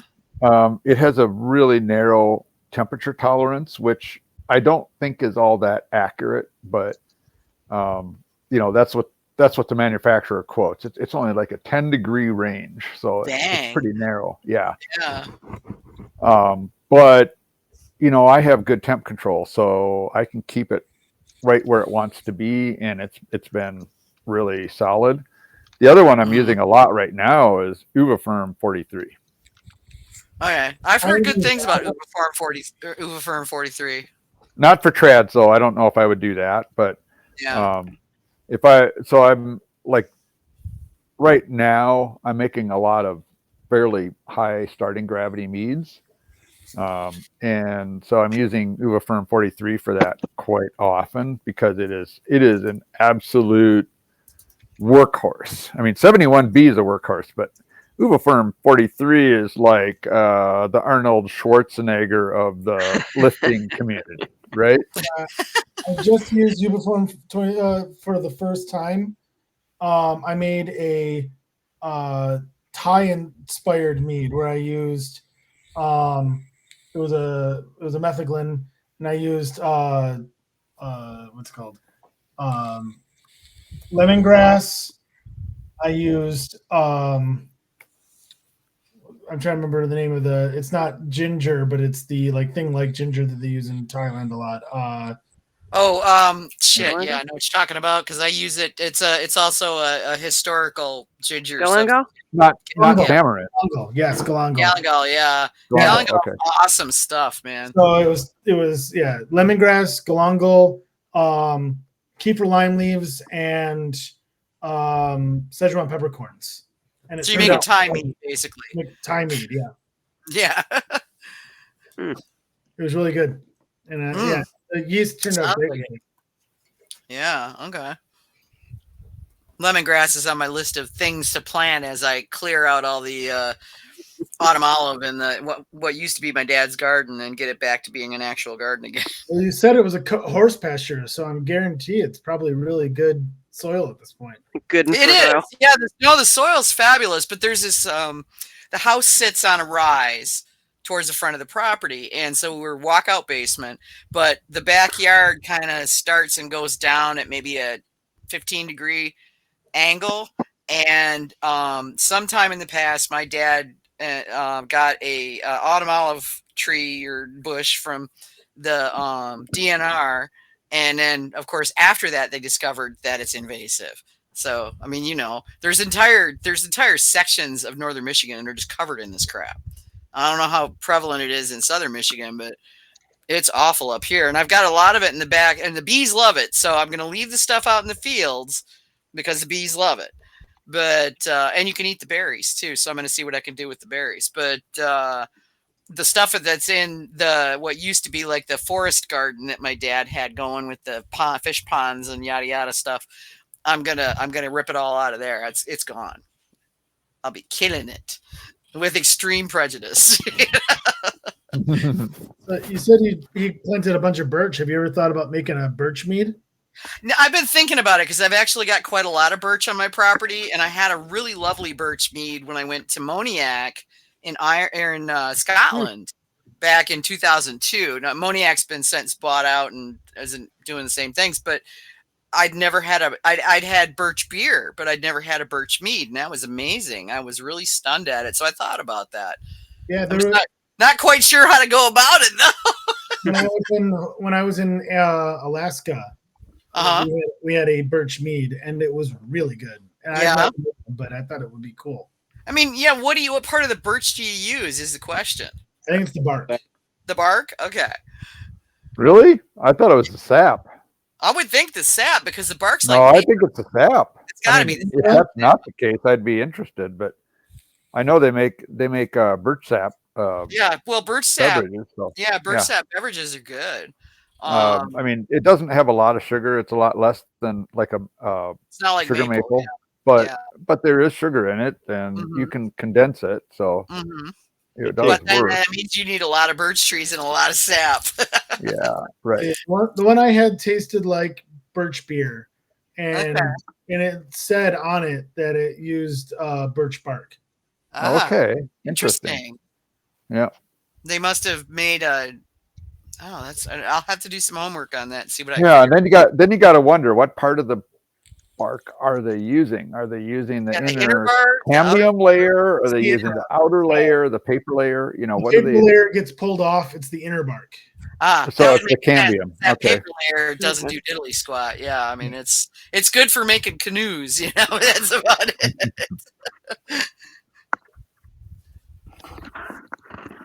That's something to think about because I've got a lot of birch in the woods that are on my property. And it's half my property is heavily wooded. That's where the bear lives. So, do they? That's where the bear lives. You said. Yeah, I have a bear on the back of my property, and when I was picking my pears and apples last year, I find piles of bear poo all over the front of the yard, like up by the road, and I called my husband over because it basically looked like somebody had dumped a load of half-digested fruit and berries, And I was like, what the heck? And he's like, oh, that's my husband hunted on property in North Carolina that they had bear hunts, so he knows. And I just never paid attention, and which is hilarious because he's a city boy and I'm the farm girl, so go figure. But yeah, and I was like, well, the heck, this is obviously scat, but who from? And he's like, oh, that's bear. So, and my dad has seen the bear. My dad saw the bear walk right across in front of the house, like 10 foot from the house, because that's where all of his bird feeders are. So the bear was going for the bird feeders that he kept full all the time. But yeah, we have a bear. I found what I think is his den. There's a downed tree that makes basically sort of a cavey sort of thing on the back of the property, and I think that's where the bear hangs out in the winter. Do you keep bees, right? Do they bug the bees?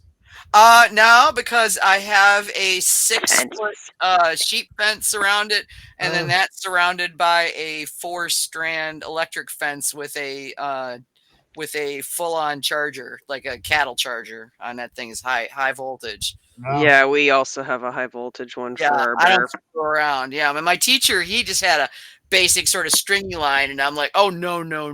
I do that.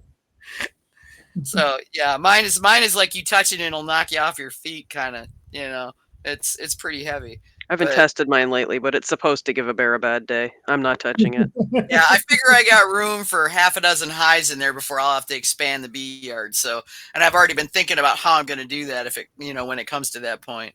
But I suspect you're going to find that half a dozen is so much work. It's so much that work. You're not going to want to be any more than that. In fact, you'll probably want to be less. That's about our limit here as well. My plan is to add 2 more in the spring and go from there. And I don't think I'll end up needing a lot more than that, and that will easily fit in the space I've got. Is like 20-foot square.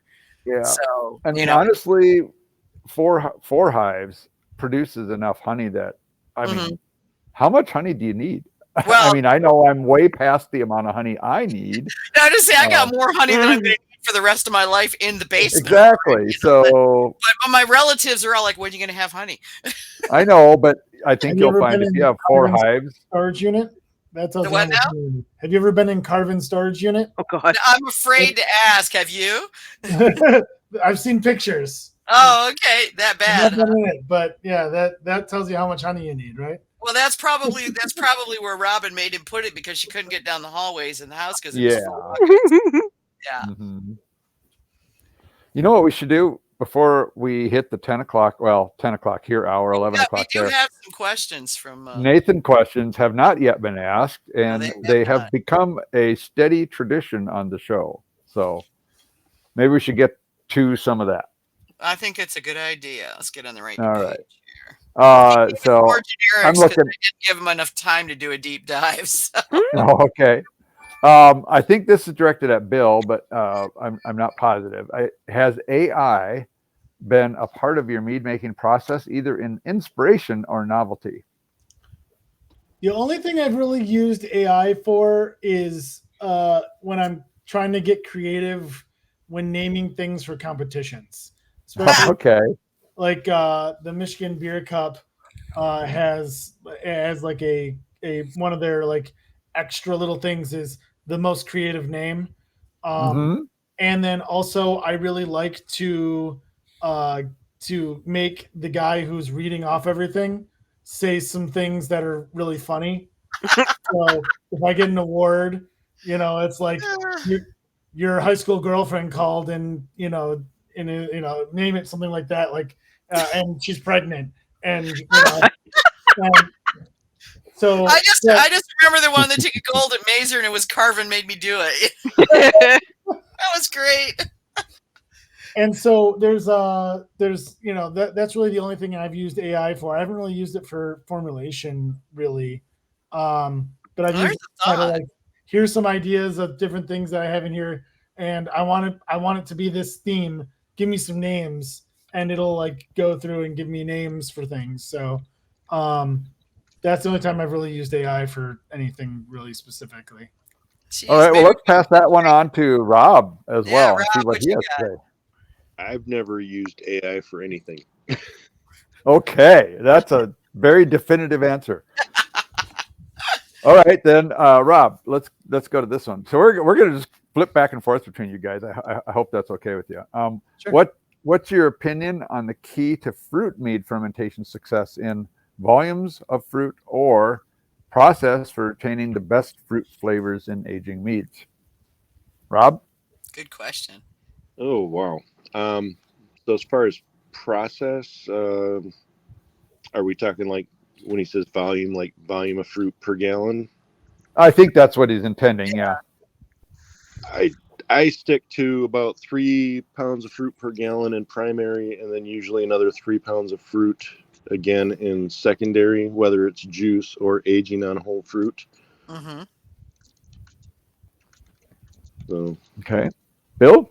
So I tend to, if I'm going, it depends on what I'm trying to do, right? So if I'm trying to get the big jammy, shrammy style meads, I go 3.5 pounds per gallon. But I also, if I'm trying to get a lot more honey forward and balance with that fruit, I end up in that like 1 pound. But it all depends on the fruit itself and how much it really comes out. So like for instance, strawberries. I hate the flavor of strawberries when it's What? actually fermented. No, when it's actually fermented. Okay, I so we can't be understand. friends anymore, Bill. So I understand that because I've had some that taste like phenol. they did. Yeah, They they taste do. like They get weird. They Yeah. get weird. So I do strawberries only in secondary, just because I've Really? had too many bad experiences, and I've made award-winning strawberry meads a million times over. But I will literally take, and I will only do the strawberries after I've sulfated and sorbated, and I'll use it as like a partial back sweetening, and I will Mm-hmm. put all of the berries after I've stabilized, and that's the only way that I get good strawberry character out of meads. Whereas cherries get all kinds of depth when you ferment with them, and Yeah. you get a different flavor profile when you put them into secondary, and you get even third profile when you get them in when you're using them as like back sweetening type after stabilizing. So Okay. there is, depending on what I'm trying to do again, cherries, I play with that ratio quite a bit. And whereas I might only want some of that flavor in the primary, and I will also like to put in some pits into the primary to get Yeah, a you little get bit the of more of that pie pretty nutty character. character. Mm-hmm. And then I will add some more, a little bit more volume per gallon as I get farther on to get a lot more of that really juicy, jammy character out of the stone fruits as it gets farther into the fermentation and aging process. Awesome. Yeah. Thanks to both of you for that. Yeah. All right, Bill, back to you then. Among your experiences with higher gravity, high tartness, or tannin profiles, what are the most common problematic profile characteristics or those seen as obstacles towards reaching a targeted balanced outcome? So you may have to break that one up a little bit. Yeah, there's a lot going on in that question. And we can tell you again, keep in mind this is the man who names his meads in Latin. So Right. yeah. When it comes to high gravities, the higher gravity a mead is, the more extraction you tend to get out of some of those things. And I find that when you're balancing with higher gravity, you have to take in the idea that if you're using fruits or spices in that manner, that you're going to extract faster and harder. And a lot of times, if you're not paying attention to them, like almost to the couple hour mark, sometimes you can extract too much and start leaching interesting weird tannins, and you need to be able to balance those things.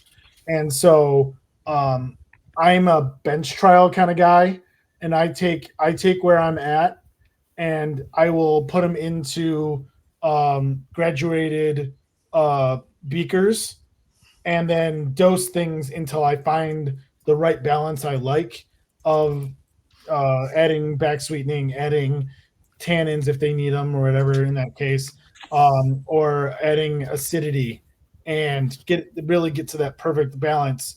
and then dose up from there into my fermentation. All right, Rob, how about you? And do you need me to repeat the question? No, I think Bill summed it up pretty good. Okay. All right. All right, let's move on to the next one. And there are 4 remaining questions. So this one is worth 50 points. And going to you, Rob, since you have the console, are there any mead categories that are most elusive to your taste or ability to perfect as a mead maker? And which categories do you adamantly not prefer to judge? Well, so that's actually 2 questions. That's an easy one for me that not prefer. Yeah, but we're not asking you, Vicky. Come on. Yeah, I know. So I haven't judged any competitions yet. I've just not comfortable to that point yet. But as far as entering, I haven't wrapped my head around braggots yet. I just given that I'm not a big beer fan, I haven't gotten there yet. But and pie mints too. I haven't really messed with pie either. Okay, Bill. So I will judge anything. I've been judging for 15 years. 15 years. I've been a BJCB judge for 15 years. And so I'll judge anything you put in front of me. The ones that I tend to have the hardest time doing is mostly because they tend to be hard, and the great ones are awesome, but everything else is kind of low. Is dry traditionals. Oh God, yeah, those are so hard. Dry traditionals are so incredibly nuanced that and they're so easy to be crap and so hard to be amazing that when they become amazing, it's like you're trying to write how many good things there are about it. But when it comes to be, sometimes I get dry meads and I get almost no aroma out of them, and I'm just fighting to try to find the aroma. And in the flavor profile, it's like, all right, I got yeast character, but it's so dry that most of the honey's almost disappeared, or things like that. And the balance is so hard that it's like, okay, this is overly tannic or overly acidic. And so it's hard to fill out a sheet on the amount of things that I want to be able to put down on a dry mead. As far as what I've brewed, I'd say the one that I have the hardest time getting, like, what my mind says is amazing versus what actually comes out are braggots. I've never made a braggot that I've absolutely loved, and I've tried, honey fermented. I've tried blending. I've tried, dosing afterward and re-fermenting. I've tried a bunch of different ways. I've gotten a few awards for mine. Not that I've actually loved those, and I feel like I put them into it, and there probably was like 4 other things against it, and it was the best of medium. Yeah. But it's one of those things where it's just like, I've never made a braggot that I actually thought was phenomenal. And I've had only a handful of braggots that I thought were phenomenal. Might be a good thing to touch base with Mike Fall on that. He actually swept a braggot category in Mazer one year. Nice. Yeah. It's just one of those things where it's just like, I haven't found that sweet spot, but I also haven't tried enough. Yeah. Well, and it's sort of an amorphous thing too. What is a braggot? Yeah. I mean, it's hard to pin down. 51% is a honey beer a braggot, right? Those are the age-old questions that many people have been asking for. Yes, exactly. So it's, like, what is it? And, finding one you like. I mean, I've judged braggots, but they're like not my favorite category. I mean, I can judge them, but I better if I let the people who are better with braggots judge them, if that makes any sense. Traditional beer judges who are also mead judges, I feel like work better as yeah. Like I've been a national judge for years, and I've been a mead judge for, I don't know, when was that? 2019, I think. So, I've been judging both of them for many years, and I feel like judging braggots tend to be better if you're both than if you're just a mead judge or just a beer judge. Yeah. Okay. Bill, this next question is also worth 50 points, and you have the console again. So addressing I feel like we need a buzzer or something. I know. I'm wishing I had one, to be honest. But I think there might be a noise thing in here somewhere. Okay. All right. Well, we'll get to that in a minute. But Bill has the console. So addressing the competition side of mead making, collapsing categories in those that are highly beer centric, combined category competitions. What challenges are present for the new emerging mead competitor to be wise about before they pay an entry fee? So that's a great question, because I've been seeing a lot more of the combined categories, and some of them tend to be unfair in my opinion. Because they, it's a lot of times really hard to put up something like, like a dry traditional mead with a show mead that's this sweeter meads, right? That you might be able to get that. When you put all of those together, it's like, how are you going to compete on this super delicate thing? Sometimes you have good judges that really do it, but in my experience, the level of judges that are looking for, nuanced characters in honey profiles and balanced characters are not the ones that are running through these. And by the time it gets to mini boss or boss in that level, that they tend to be drowned out. And same things with things like in the historical category that tends to push across a large area. You could do things like Polish meads versus a Tej, right? Yeah. And they're like, how do you do that? Yeah. How do you compare when people are like, oh, this is so amazing when it's a Polish mead because it's 10 years old and Christoph made it and it's wonderful. And then right?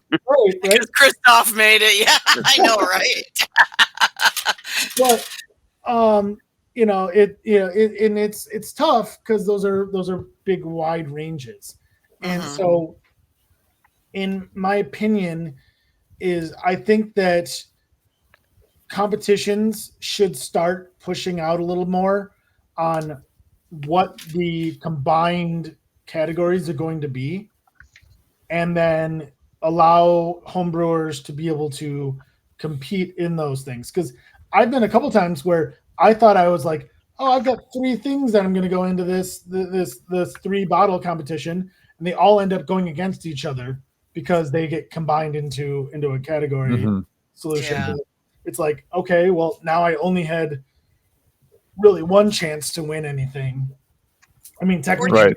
Or you could sweep a category in the collapsed category. There's that. Yeah, but you're competing against yourself. Competing against yourself. Which is not nearly as. So I actually saw a post today from somebody who won a first place medal in a competition for a traditional mead, and the combined category was traditionals and historical. Whoa! Yeah. Oh wow! I mean, those are like about as opposite. Seriously? Yeah. I mean, shoot. Who decided that was a good idea? I would want to talk to that competition organizer about that. Wow. Yeah. Wow. Yeah. Mm-hmm. Wow is about all you can say about that. Yeah, the one that tends to happen a lot is historical and braggot. Yeah, or Mhm. historical, braggot, and experimental, very common. Experimental too. Yeah, that could work too. Yeah. Piments and melomels get mushed together. I mean, heck, they do that at the AHA all the time. They, they only have 5 categories out of 13. Mm-hmm. And I get Piments why. and melomels, I can kind of understand. It's all fruit, but like Yeah, braggots and but historical, I mean, so I don't know. Maybe most competitions don't do this, but like for the one I have been running, we order our medals way before we get any entries. So you don't know. Yeah. So we don't know, and we already got all the medals. So you're gonna We have already the class, paid for damn them it. all. Yeah. And so we're just going to do all the categories. Why not? What do we have to lose? Yeah. Why smush them together? I mean, if you only got 3 in there, it's enough to do a medal round. I don't know. I guess I don't understand some of that stuff. And as a competitor, that's one of my pet peeves when I send stuff in and they all end up in one category together. It's like, no. Yeah. That's just no. So Rob, where are you on this? I guess the tips that I give to people mainly go towards like what you're putting on the label. Put on there what you can taste. I mean, if you put something in there and you can't taste it, then you're gonna get dinged. The judge probably isn't going to taste it either. Yeah. And going back to the whole strawberry apple thing, it's be real careful when you're using a 2 fruit mead, because I've had it happen where 2 judges sitting across from each other, one says they can't taste the strawberry, the other one says they can't taste the apple. Yeah. So different sensitivities. So just that would be my 2 cents. Be careful with what you're putting on the label and make sure you're putting it in the right category. Yeah. Yes, there's plenty of good examples of that. Actually, the AMMA home governing team is going to be doing a presentation on that very, very topic here coming up shortly. Nice. Yeah. With examples from competitions, and they've been sanitized, for entrant information. But yeah, I think it'll be an interesting conversation with some of these guys who enter lots and lots of competitions, and they have some good feedback for that. Yeah, One that watch for that on social media. We don't have a date yet, so the one I find that gets the biggest gray area in that world is the difference between methaglins and experimental. Yeah. Sometimes things are like, is this considered a spice? Like, I don't know, right? It's not a spice in the conventional sense, right? Or is a pepper is technically a fruit? Is it a fruit? Yeah, but the guidelines are clear about peppers. It is, right? But and you look at historical recipes, and often, very, very often, as a matter of fact, they tend to be what basically is a methaglin. Sure. You look at the Digby's, you look at Elizabethan era. I mean, they tend to be methaglin dominated. Which that's fine, but if you're going to enter it, well, okay. Now we're getting into the realm of how we explain why you enter things where you do. Yeah. And that is a pretty substantial discussion. Maybe we need to have a show on that. We kind of do. Oh, we got one more blank spot left for the end of the year. So. Okay. Yeah, we can do that. Bill, you want to come in and talk categories, Rob? Yeah, let's do it. Yeah. Seriously, I mean, I think it's a good one because that's a question I get a lot. Yeah. Sure. Rob wants to get something in here. Yeah. Here's a really good category question for you.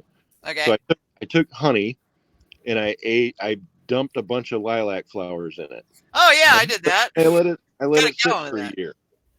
I let it sit for a year, and then I took more lilac flowers and I steeped them. Okay. And I made out of it. So what category is that going to be? Yeah, it's a flower. That would be Shiv. That's a weird ML. That's a weird ML, Rob. No, it's Shiv. No, it's SHV. Spice herb veg. Yeah, it is spice herb veg. Herb veg. Yeah. 17% mead. Sorry. Flowers are considered a spice, so the guidelines are actually fairly clear about that. Okay. Yeah, teas do that same thing too. I'm doing another one with barrage flowers. Ooh. Oh, barrage. Really? Okay. Yep. Interesting. Yep. Got those soaking right now. Is that growing wild in your yard? My father-in-law had it growing in the garden years ago, and it just comes back every year. Yep. Yeah, it's durable. Yeah, it is. And it comes up in different spots every year. Oh, okay. Interesting. So I always transplant them to where I want them. Okay. I do that with tomatoes. All right. Rob, since you were the one to answer the last question, this one is for 100 points. Oh, boy. Fun and feedback first, and medals last, or?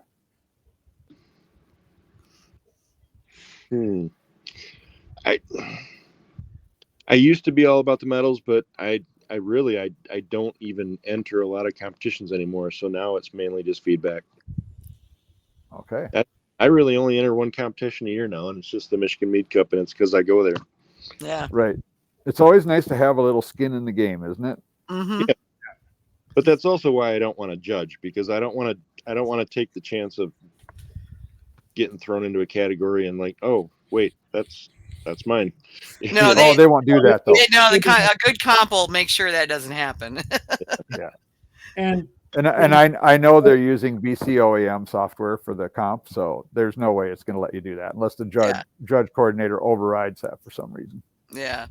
Yeah, and I will tell you, Rob, it's worth judging. It is. They'll put you with someone that will make it. If you've never judged before, and they'll put you with someone who's good at teaching and good at, and a well, renowned judge. Mm-hmm. And so you'll have a good experience, I promise. Yeah, it's fantastic. My first time judging, they stuck me with Ken, and I was like, oh, yeah, you don't always have a good good experience judging with people next to you, but your first time, they make sure that they put newbies with experienced people, judges, particularly with teaching-oriented judges. I think that's a key ingredient there. Yeah. Yeah, I know if I get put with a newbie, I change the way I judge drastically. Mm-hmm. Absolutely, yeah. And so it's more of a like, hey, okay, let's go through it. What did you get? Now explain to me that. Now talk to me about that, right? Mm-hmm. And it's a little slower, and I'm okay with that, but it's getting you comfortable with judging. Absolutely, yeah. I'm with you on that one. And I also would recommend for people thinking about it or who are intimidated by the idea that it makes you a better mead maker when you become a judge. Mm-hmm. On the other hand, it also means that every time you have a drink, you're judging it. You're evaluating it, and it's like, oh my God, can I just stop and enjoy this? I know, but I actually think it increases my enjoyment. Yeah, it does sometimes. You go through an arc, and because when you're learning and you're doing all the judging stuff, you get to a point where you're evaluating everything, and you're like, almost like, what, I like this beer. Why am I evaluating this and finding the flaws in it? Right. Where you get to a point where you can turn off your evaluation brain and just enjoy the beer for what it is, even if it's got something that in the background, it's like, oh, there's a little, grain of stringency here. Who cares? I'm enjoying the beer, Yeah. And so you can definitely get past that. It's just you learn to turn off the evaluation part of your brain. Yeah. And enjoy the beer versus evaluate the beer.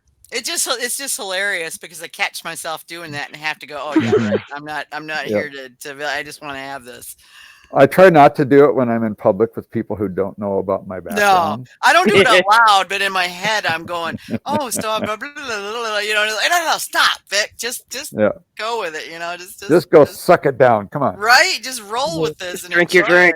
Yeah. The worst part is when you're at a bar, like at a brewery, I might do something like, hey, this is like absolutely so phenolic I can't drink it or something, right? Oh yeah. Yeah. But if you're at a regular bar and it's like, all right, this is bad lines and it tastes like buttered popcorn, you're getting Oh my God. Brad And did so- that. We went to a German brewery Sunday. And that's the first thing. We both took a sip and he pulls the bartender over and he's like, y'all need to clean your lines. Yeah. And so, at certain places I will. If it's like a place that is a beer focused place, I might do that. But if I'm like we were in New York and we were at Chelsea Market and we stopped at a German place and I got a Hefeweizen and it was buttery popcorn. Oh God, no. And my wife took the first sip. She goes, "So what's wrong with this?" And I'm like, "Oh no, okay, it's diacetyl." So we took like a couple sips and we're like, "We're not finishing this beer. We let it be. We ate our sausage and we just took off." Yeah.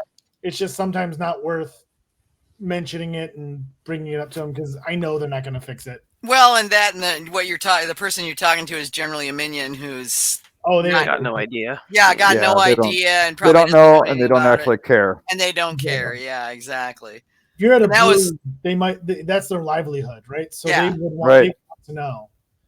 And a lot of times, if it's a brewery I know, I won't necessarily call it out to the server. What I'll do is I'll actually message the brewer I know and be like, "Hey, you might want to look at this line because something's not right here, or that beer, or whatever."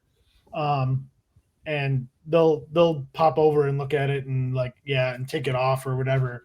But I don't want to put the server a lot of times who doesn't know the difference in an awkward situation where they're like, okay, and then the next person orders that beer. Do I serve that and beer? then now what do you do? Yeah. So it's and I don't want to take away any livelihoods, or especially if there's something where it's a low tap count. You can't just kill that line and keep going unless someone above them tells them to do so. Yeah. Now, what causes that? Dirty lines? Yeah. Or butter? The buttered popcorn. Oh, that's diacetyl. Yeah. It's you get it in beer. You don't really get it in mead. It's almost impossible to get in mead. It can happen, but it's pretty rare. Yeah, and mostly it's because of bad lines if you're getting it in mead. Yeah. The diacetyl? Yeah, you can get diacetyl from bad lines, and mostly it's because you've had a beer that had bad diacetyl problems, and then you put a mead on in front of it, over it. Oh, with the mead. Okay, yeah. Well, that certainly, I suppose that's possible. Yeah. But I mean, diacetyl is caused by some chemical precursors in the brewing process that if you don't warm the beer sufficiently after fermentation is completed, it'll cause those things to be expressed. Okay, the final question of the night, also worth 100 points. We'll go to Bill first. What hobbies do you have outside of mead making that you enjoy? I play music a lot. So I play upright bass guitar, a little bit of guitar, tuba, trombone, French horn, cello. So I play a lot of music. I also, I do things in the same fermentation areas. Like I like to distill things. I like to do, kombuchas, ciders, all, that whole area. I also bike and hike a lot and travel a lot. All right. Keep it busy. Nice. Yeah, that's great. Yeah. Rob, how about you? Well, I've got a huge garden, and I do a lot of woodworking. Been playing around with resin stuff, and actually just bought a wood lathe. So. Oh, you did? trying to get Nice. the workshop cleaned out so I can get that in there. So, yeah. But that garden takes up a lot of time. Oh, I bet. And you do have a big garden, and Yeah. I know we didn't really touch on this earlier, but you grow like 3 or 4 different kinds of raspberries, right? Yeah. How many Goldens did you get this year? I think I ended up with 3 5-gallon Ziploc or 3-gallon size Ziplocs. Nice. That's way more than you got last year. That's cool. Yeah, they did really good this year. I didn't thing. But yeah, we've got 19 fruit trees out there, 27 raised beds. I do red raspberries, black raspberries, blackberries, raspberries, white currants, black currants, red currants, pink currants, gooseberries, red and green, honeyberries. Yeah, just about everything. Do you grow anything besides fruit? Yeah, yep. Okay.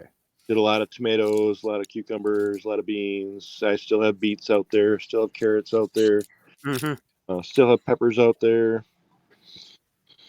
Yeah, onions. Okay. Onions, yeah, okay.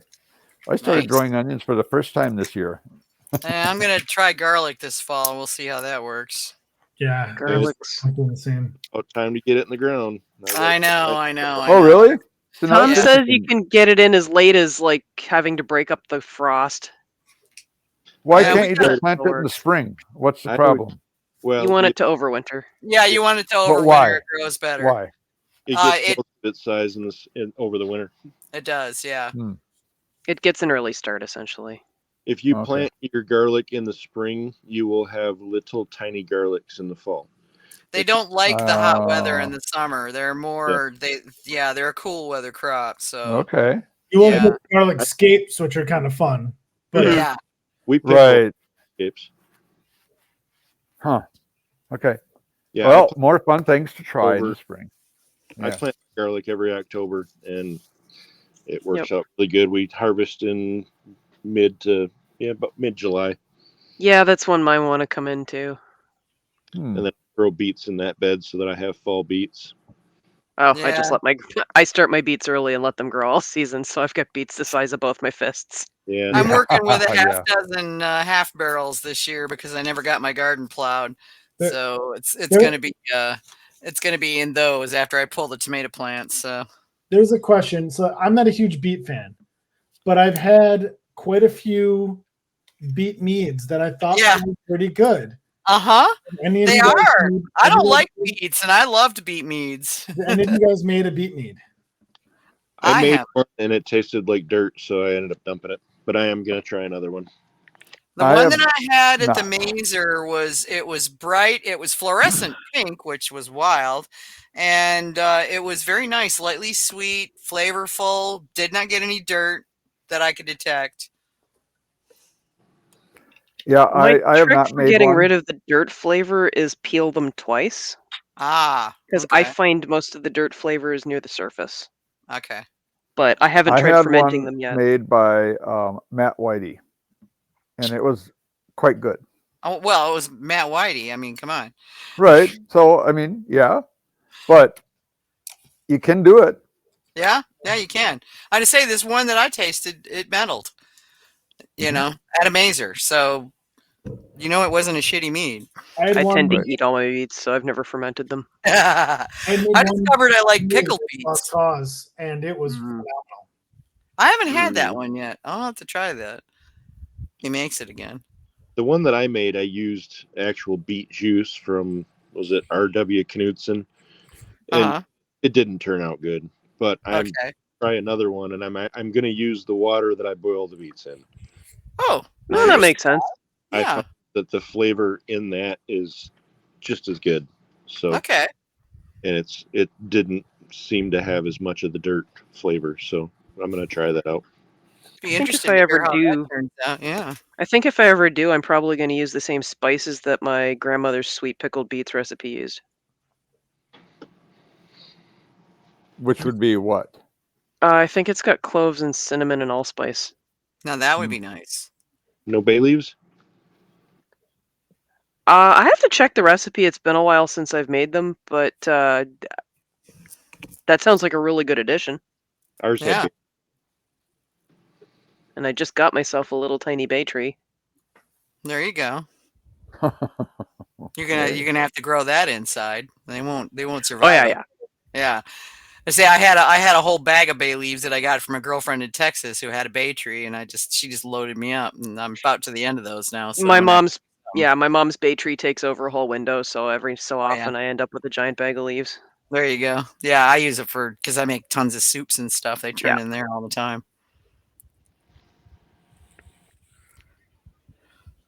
Well, that's cool. Well, we managed to easily fill 2 and almost a half hours. Yeah, wow.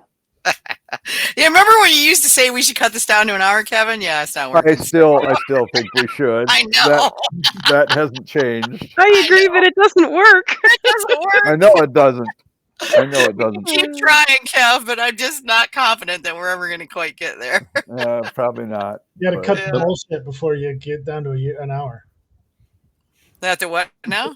You have to cut down all the bullshit before you. I know, right? But the bullshit's half the fun. Yeah. Sometimes it takes an hour just to do the Nathan questions. Yeah, well, it can, yeah. That's especially if Nathan gets if Nathan really gets going, it can get out of control for sure. Mm-hmm. But yeah, this was great. You know, as far as doing a what were we talking about doing? We were talking about a miscategorized. There we go. Yeah. So categorizing your meads and along those lines. Yeah. The date we have available is November 4th. Okay. So, you know, I'll talk to you guys offline and we'll see if that's something that works and we'll see what we can pull together on that. I'm sure there'll be some interest, you know, because people like that kind of thing. There's a lot of folks out there doing comps. So, yeah. Well, and just people are interested, just like, what do I call this thing? Right. Yeah. Mm-hmm. Yeah. So we can have to have a special name for every single thing, you know, like Acerglins. People call maple syrup additions Acerglins. Well, is that really necessary? I mean, I've heard sure, it's fine, but meads with coffee called coffee mells. I know. I mean, really? Do we really need that? Yeah. Rotamel, yes. Coffee mill, I don't know. Why Rotamel, yes, and not coffee mill? I mean, why? I don't know, but it's just what it is. I mean, I'm more likely to make one than the other, but yeah. Okay. Yeah. And honestly, I hate the term melomel. I think it sounds stupid, but it's the term we use. It's what it is, yeah. Sounds better than beat-a-mel. Yeah. Rotamel. Rotamel, yeah. All right. Well, this was fun, though. It was. Yeah. Glad you guys were able to join us. Yeah, thanks for coming. Yeah, thank you very much. Yeah, thanks That's cool. And I'll see both of you guys next weekend, and Kevin too. Oh yeah. Yeah. Looking forward to it. I got to pack a bunch of meads to hand out to people now. I know, right? You know, it's like I'm just going to bring down the last of my Chamberlain, and I've got like 7 bottles left. They used 2 bottles for samples at my last class, so I'll bring a couple bottles, but I got to save some because I got apparently 3 more classes to do. Oh boy! But yeah, we're running a mead exam on November 1st. You are? Yeah, and so I've been teaching the mead, judging class here in like Southeast Michigan, and it's been fun. It's been good. We're doing our off flavor class, I think, next week. Oh, cool. Be nice if you could like Zoom that too, so those of us that don't live in Southeast Michigan and can't get down there every other time. It's not a bad idea, but yeah, this will be the first time I'm actually using the BJCP dose kit. I'm dosing it into meads. I've done neat. The beer off flavor class. I've never done the meads, so I've got a trad mead that I'm just a base like dry trad that I'm gonna dose all this stuff into, and see how it turns out. Okay. So that sounds really interesting. Yeah. Is that what those traditionals for, Bill? No, we just did that. The traditionals we got were we just did a traditional class. Like that was our first judging class, teaching everyone. We started with traditionals. We did melomels last week. Then we're going to do an off-flavor class, and then the last one's going to be piments and braggots. Okay. I wish I'd known you guys were doing that. I would love to have gotten into something like that. Sounds interesting. Yeah. So. Yeah. Stuff. Yeah, we did cider last year. We did mead this year. We'll see if maybe we'll do beer next year. I don't know.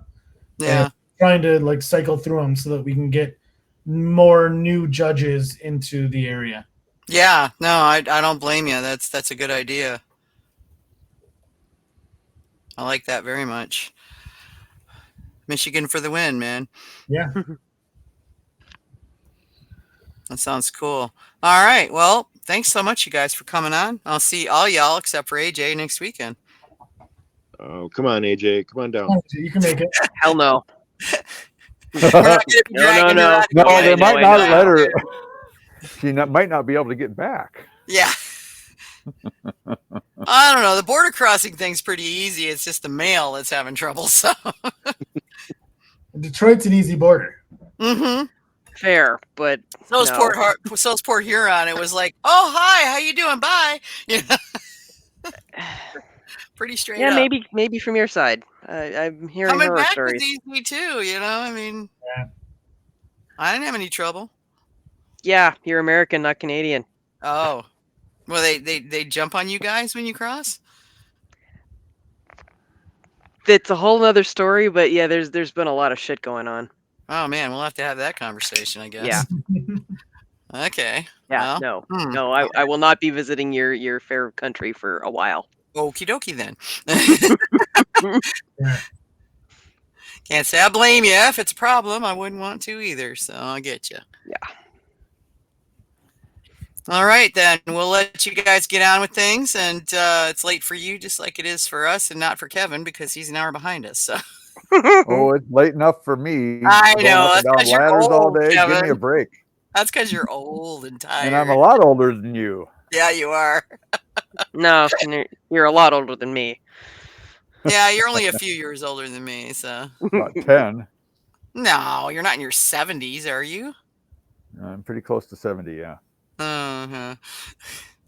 That's all right. I got lots of friends that are in that age group, so. Oh, being old doesn't mean you can't be somebody's friend. Nah. Well, Just as long means as you're you know. old. Yeah, it just means you're old. Seasoned. Yeah, seasoned. There you go. Experience. Extremely well seasoned, yes. Lots of pepper and salt. Yeah. Lots of XP. No kidding. Yeah. All right, gentlemen. We'll let See you guys y'all go. next week. See you next weekend. Yeah. See you guys. Good All right, Good night, everyone. Good night. night. Okay, coming up, I've got all but one date filled. Yay! So October 21st, we've got Brian Bookmiller with Queen City Meadery. November 4th, it's a TBD. We're going to see if we can shoehorn a, maybe we'll do the, where do I enter my meads class there, do something like that. November 18th, we got Blair Housley with Ottawa Meadery, and part of what we're going to be doing there is pawpaws because he sent me pawpaws and pawpaw mead, so that'll be fun. Oh, Yeah. So, I I finally got the taste of darn things. December 2nd, we have Bloom Mead Works, which is down in Ann Arbor, Michigan. So, it'll be good. We're going to have some good stuff, and Bloom does mostly dry session meads. So, an interesting take. Lots of events coming up. We've got October 8th, Kalamazoo Beat Club in Portage, Michigan is doing a mead making class. October 10th, St. Ambrose Cellars in Beulah, Michigan is doing Fred and Smed live music. October 11th, Apis Mead and Winery in Carnegie, Pennsylvania has a craft class, Create a Cauldron. October 11th, B Nectar Meadery, Ferndale, Michigan has a euchre tournament. And for those of you who don't live in Michigan, euchre is a card game that we're very fond of in this state. You're giggling over there. I lost most of a semester to to euchre. And Oh yeah, same. There's a way too many euchre thing. We had a euchre tournament at our class reunion at college in August. October 11th, Michigan Mead Cup. That's this weekend, Brighton, Michigan, competition. October 11th and 12th, St. Louis Renaissance Festival in Wentzville, Missouri. They have mead flights from the meaderies there that are pouring at the Renaissance Festival. October 11th, St. Ambrose Cellars, Beulah, Michigan has their Oktoberfest. October 11th, Premier Prairie Gardens in Spring Hill, Kansas has a mead making class. October 12th, Skull Beer Hall in Seattle, Washington has a fall mead festival with 9 meaderies pouring. So that'll be a lot of fun if you're out that way. I'll have to let my daughter know about that. October 16th, Nucleus Mead in Linesville, Pennsylvania has a mead and read. Bring the book you like and discuss it. October 17th, Bee Nectar Meadery, Ferndale, Michigan, Stephen King Trivia Night. Let's see here. How'd that get there? I've got a November 18th here. Okay, October 24th, we have St. Ambrose Cellars in Beulah, Michigan with Dags und Tuma live music. October 25th, Berserker Meadery in Lexington, Kentucky has Monsters and Mead, a night of adventure, ale, and mayhem at Chaotic Good. I know, right? November 1st, Bee Nectar Meadery, Ferndale, Michigan has an adult book fair. I'm not sure what kind of adult books we're talking about here, but sounds interesting. Could be scary. November 1st, Brown County Historical Society and Hazelwood Historic House in Green Bay, Wisconsin has a historic skills workshop, Learn to Make Wine and Mead. November 7th, Funktastic Meads and Beer in Midlothian, Virginia has Mead and Music by Damian Allen. November 7th, Bee Nectar Meadery in Ferndale, Michigan has Open Mic Night Comedy Night. November 8th, St. Ambrose Cellars, Beulah, Michigan, mead and cheese pairing with the Cheese Lady. November 18th, WTF What to Ferment Meadery in Milford, Delaware has mead and cookie pairing. And just as an FYI for anybody out there who might not have already heard, the Mazer Cup for 2025 has been canceled. So there will be no Mazer Cup this fall. They will be back next year. And so, of course, support your local meadery. And even if you don't have a local meadery, you can get mead from all over the country online at shopmeads.com. And if you would like us to get your event on Got Mead Live, let us know at gotmead@gotmead.com, and we'll definitely get it out there for you. And in the meantime, we'll see you guys in 2 weeks, and be excellent to one another. Night, everybody. Take care.